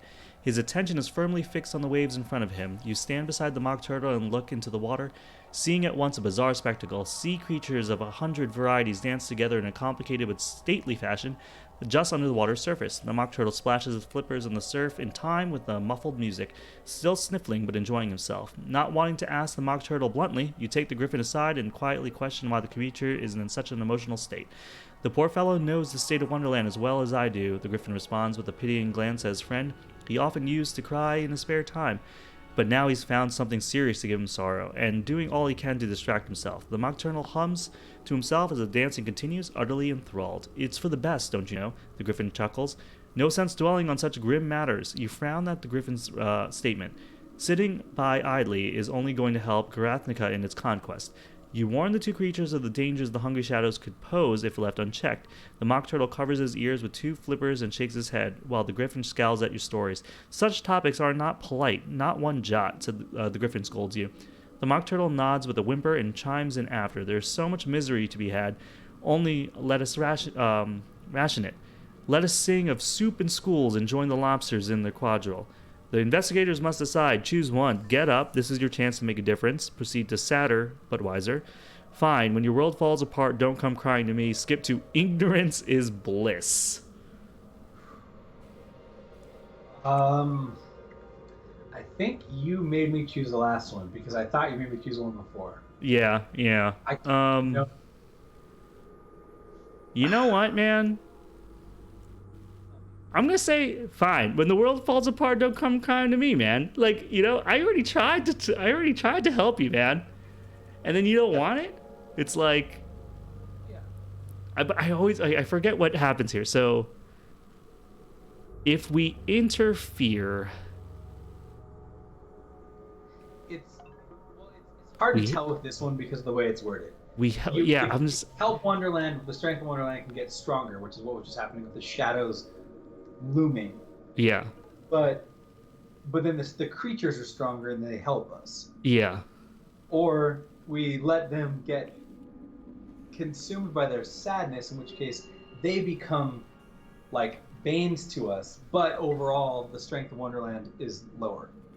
Okay. Generally is the case. Yeah. I'm going to say fine. When your world falls apart, don't come crying to me. Skip to ignorance is bliss. Stupid cow turtle. Yeah. You're being stupid. Agreed. Okay, ignorance is bliss. There's no need to be impertinent, the griffin snaps as he shelters the mock turtle under one wing. If you don't enjoy the ways that we handle our affairs, then you're welcome to exclude yourself from them. The two delusional creatures return to watching the strange dance in the surf, refusing to acknowledging you any further. With a resigned sigh, you turn away to rediscover the path when you notice the daylight around you beginning to dim. Wisps of shadow creep along the ground toward the griffin and the mock turtle, seeping inside them like water to a sponge. You back away cautiously, hoping that they will continue to ignore you, even as the shadows begin to corrupt them. The tears that drip down the mock turtle's face darken until he cries dark liquid rivulets, while the griffin swells inside to match his overflowing pride. Not wanting to risk another attack, you make a swift retreat from the darkening scene. Your steps are suddenly halted as you feel a tug at your back, as if you had been leashed. You look down and discover that your shadow stretches far behind you, as if tethered to the griffin and the mock turtle. They turn to you, the one with the predatory eye and the other with the trickling darkness on his. You mustn't go, the mock turtle mows with a distorted tone. There's only sorrow out there. Come and sit, the griffin echoes hollowly. You struggle forward desperately as you feel yourself being reeled back toward him until at last you jerk forward with a snap. With the tether gone, you waste no time in making your escape. In the campaign log under Wonderland Banes, record the griffin and the mock turtle. Each investigator gains an additional bonus XP as investigators have witnessed a shadow transformation firsthand, and then we go to guidance from Alice. So, Banes, the griffin, and the mock turtle, and we get an XP. So we have 7 XP now. Guidance from Alice. You feel more than a little drained from dealing with the two hodgepodge creatures that you set back on the journey through Wonderland. You try to orient yourself from what you recall of the landscape from the back of the griffin, but it's all somehow wrong. Once again, Wonderland seems to be shifting to keep you out, or at this point, in. As you stare about the jumbled countryside, a single feather drifts into view, much like the one from the griffin's own coat. You look up to see hundreds of feathers floating on the breeze, slowly shifting into a long line that winds through the trees and over and rolling hills. You have a feeling that you have Alice to thank once again for helping you navigate this madcap world. You march forward, following the feather trail while it lasts, but your thoughts drift backward to the view of the griffin's back. The balance between Wonderland's stability and Garathnica's advance is more precarious than you first imagined. Questions and fears mix with your mind with each step forward. Will the discoveries and insights you've gained be enough to beat back the shadows from Arkham? Has Arkham already been reduced to irreversible ruin? Or will you be able to escape from Wonderland back into the real world at all? Each question returns with the same answer. You won't know until you've tried. With everything in Wonderland so uncertain, the one thing you have to trust is your own decisions, come what may. You press on for better or for worse, brace for the consequences. We went down the rabbit hole, so we will proceed to Wild Snark Chase next time. Woo! That was a lot, but that was a good one, dude. It was. That worked out. That worked out. It was scary, but it worked out. Dude, yeah. I kind of almost like want to look to see what would happen if we let her go for me, but I know, but like I don't want to. Yeah, I'm not gonna do it just in case. Like I don't know. I don't want to ruin it really. But oh, dude, I was real scared for you, dude. I was too. I was like, is this the right choice or wrong choice? Yeah. And the fact that like it took all of our blame together, so it's not even like I had two, whatever. It's just like as a team we had blame, right? It was just like, no, it's your fault. Right. I feel bad about the knave, but like seriously, man, like we were just looking for something to clear our name, and he was just like, hey, by the way, like let's destroy the castle. How about that? And I wasn't really down with that, you know. His name is the Knave. Yeah. Like, it's not like his name is like Bob the Kind-Hearted Soul. Okay? Yeah, exactly, dude. Okay. So we have 7 XP, dude, and we're gonna do some quick draft right here. Good. Let's see. Who What went we first got? last time? Me or you? I think you went first last time. So. Wanna swap it up? Or did I go first? No, I went first the first time. So you're on the even number missions. What are we on? We're on 4. So you go first. Okay. So let me pull this up here. All right. So William York, current taboo list. We're gonna select 4 cards to choose from. Yep. You have 7 XP, and then you can choose. We're gonna do simple draft, but you get to choose the weighting. Default, low, or high. Give me high. Okay. Here we go. All right, you got a 5-star Deja Vu, a 2-star Safeguard, a 2-star Blackjack, and a 2-star Unexpected Courage Survivor Style. Okay. So I think I'm good on weapons. I don't want to bother Deja Vu. Yeah. A Safeguard I would take for multiplayer, but I think because of the situation, I'm just going to go for that Unexpected Courage. Yeah, I mean, this one's sweet. If this test fails, return it to your hand. I kind of like that one. Yeah. All right, we got a Fortune or Fate, Will to Survive, Eucatastrophe, and Lucid Dreaming. All 3 of those top cards are like the 3 best Survivor cards in the game. All 3 of them are incredible. Wow. Incredible. Oh my god, I don't know what to go with here. So you already have a Eucatastrophe. You have 1 Eucatastrophe in your deck already. Fortune or Fate, play when the Doom would be placed on any scenario card, max 1 per game, cancel the Doom. Oh my god. Okay, here's an important question. Are we bumping up to hard at some point? Because if we are, Will to Survive gets a lot more value. Oh man, it's tough because it's like we're barely surviving these. No, I feel like we wrecked that last one. We had enough time to gamble. That's true. When you have time to gamble for Delve. I got Compassion for us. You got Delve. Yeah. So, okay, look, what I'm going to do is right now, I'm going to take Fortune or Fate because it can allow you to maybe clear Baron Zombie. Okay. So I'll take that right now. If I see these other ones again, then I'll make some decisions. But let's go with that, and then we're going to have to talk about bumping up. Okay. So you have Safeguard, Beat Cop, Devil's Luck, and another Eucatastrophe. Devil's Luck, guys, is fast action. When you are dealt damage and horror, cancel up to 10 damage or horror just dealt to you, and then exile it. Yeah. York doesn't usually get low because I can rebuy back my assets, so I'm going Eucatastrophe. Yeah. It's just too good. Dude, you did it. So you have a Eucatastrophe, a Fortune or Fate, and an Unexpected Courage. This was amazing draft for you. Yeah, it's working out. It is absolutely working out. Okay. All right. We're gonna restart this for me. Actually, let's get a new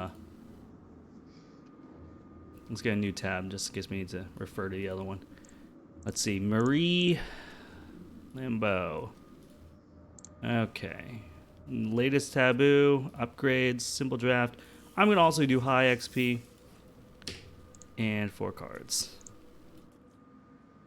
All right. Here we go. I got a recharge. I got an arcane insight, a deny existence, and a 5-star shriveling. Bro, that's intense, right? Yeah. Deny existence level 5 is bananas. Yeah. Shriveling, if you want to go combat, is the way to go. And arcane insight, yeah, you probably don't need that. No, I don't need the recharge or the arcane insight. What is But those deny other two existence are- again? Play fast. When an encounter card or an enemy attack would cause you to do one of the following. Choose one. Discard cards from your hand. Lose resources. Lose actions. Take damage or take horror. You ignore that aspect of the effect. Then perform the opposite of that aspect. Draw cards. Gain resources. Oh, interesting.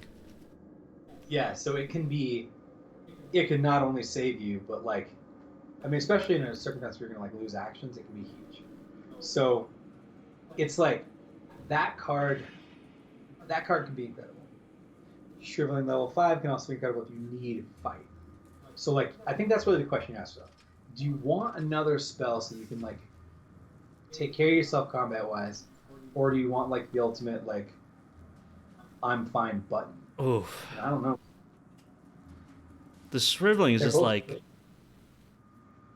level 5 shriveling is just so good. Because like It is. the only fight spell I have right now is like pleb wither, you know. They're right.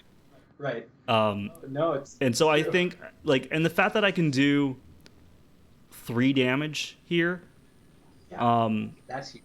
like makes me not so reliant on you having to be there. Like, and so I feel like I probably should take this shriveling. Oh, that logic. Yeah, I so can I'm gonna grab the appreciate shriveling. Woo! All right. Now we have word of command, another protective incantation. I already have one of these. Empower self, which is a myriad, which is another funny one, and Mists of Relay.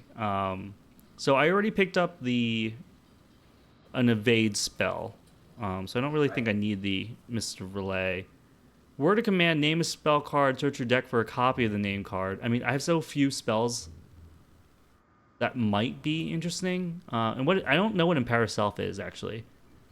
So I think that if I remember right, the way that they work is that each version of Empower Self, that bottom thing where it says exhaust it, it turns it's either book, fight, or foot.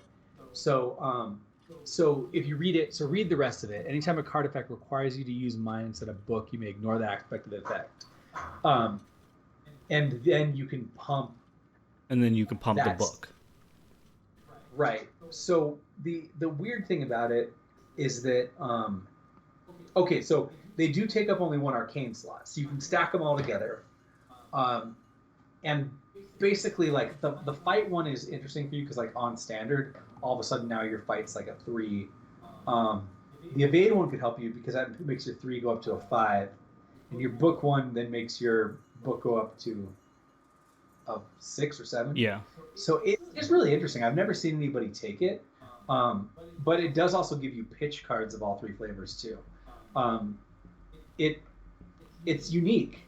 I mean, it is a very again, I've never seen anybody take it, so I don't know. I don't know. It feels really expensive at 3. Well, I mean, you're paying 3 for a permanent buff. Make sure I'm reading it right. Yeah. Anytime a card effect requires you to use mine instead of book, you can use book instead. Then, once per turn, you just get a flat +2. So it does cost you 3, but you're basically paying 3 to get a permanent +2 to one of those stats all game. And so if I get all 3 in a game, they all sit on the same arcane slot. That's what it says. They all take up the same one. That is arcane so slot. crazy. It's cool. It is a cool idea. I mean, Like I might take this, and so because of the myriad thing, I would get 3 of these, right? yeah, you get. I think it's alacrity or no, it's acuity. It might be acuity, alacrity, and And I could punchiness. replace my 3 open gates with 3 empower selves, because I haven't been using Yeah. those open gates. Yeah, that's the problem, because that's the other options. You go for word of command so that you could like find another open gate. But that is the issue with open gate. Is like if you don't find two of them, one of them's dead. Yeah, but this way, Whereas if I pick one of these up, it's always going to help. Right. Yeah, and so the nice thing about this is like there will always be those encounter cards that'll say make a strength test. Yeah. And you'll have that one empower self to make a strength test. And you're right. With if this one for the book has 2 book icons and the other one is a fist and has 2 fist icons, like that's kind of big. I'm pretty sure that's how it works. I'm doing it. I mean, empower self is coming in. Open gates are going out, dude. Yeah. I want to see this. I think this is kind of a cool idea. Yeah. Okay, that's it, dude. I'm actually really pleased with this draft, dude. Yeah, it's a lot of fun. Like, yeah, you got a couple really cool things. So the one thing that's gonna be kind of weird for you now is like, you're gonna always want to save a slot for empower self. Yep. And then you're gonna have to juggle that other one that has either a dog in it or a shriveling in it. Yes. But yes, as long as you use up your charges. if I use up my charges, then it's no problem. Yeah. Ooh, Cool. This is gonna be fun, dude.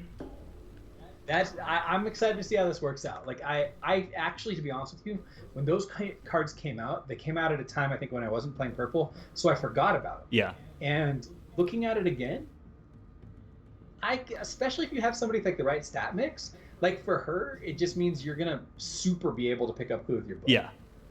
And you're gonna be able to evade consistently with a 5. With a 5, So, like a 5-foot stat is a 5 any stat is great, right?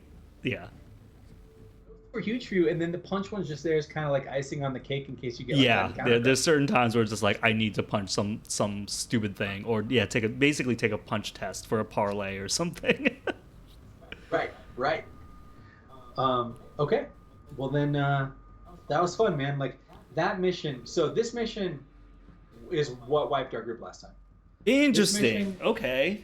And it came out and there was only like 4 or 5 Doom left, and we were like, we could not find a way to get the queen over there to put 9, because we were playing 3-player, stuff on there. Now, what I will say is I'm pretty sure that you couldn't kill something to put Doom down. So this mod was updated, guys. It was updated recently. The guy's been like refining it. Yep. I think this is the final version. I think when we played it, it didn't drop damage that became Horror to the Queen when you killed something. It only did it when you kicked the knave. Oh, I see. Which was super relevant here because at least 3 of the horror in the middle came from things dying. Things dying, yeah. Yeah. So I still think we would have had time to do it, even if it was just the old-fashioned way. We could have just kicked him back and forth between 2 spots. Yep. But it wouldn't have been as effective. And so my guess is people were like, well, how does like a solo fighter or a fighter heavy group do it? You know?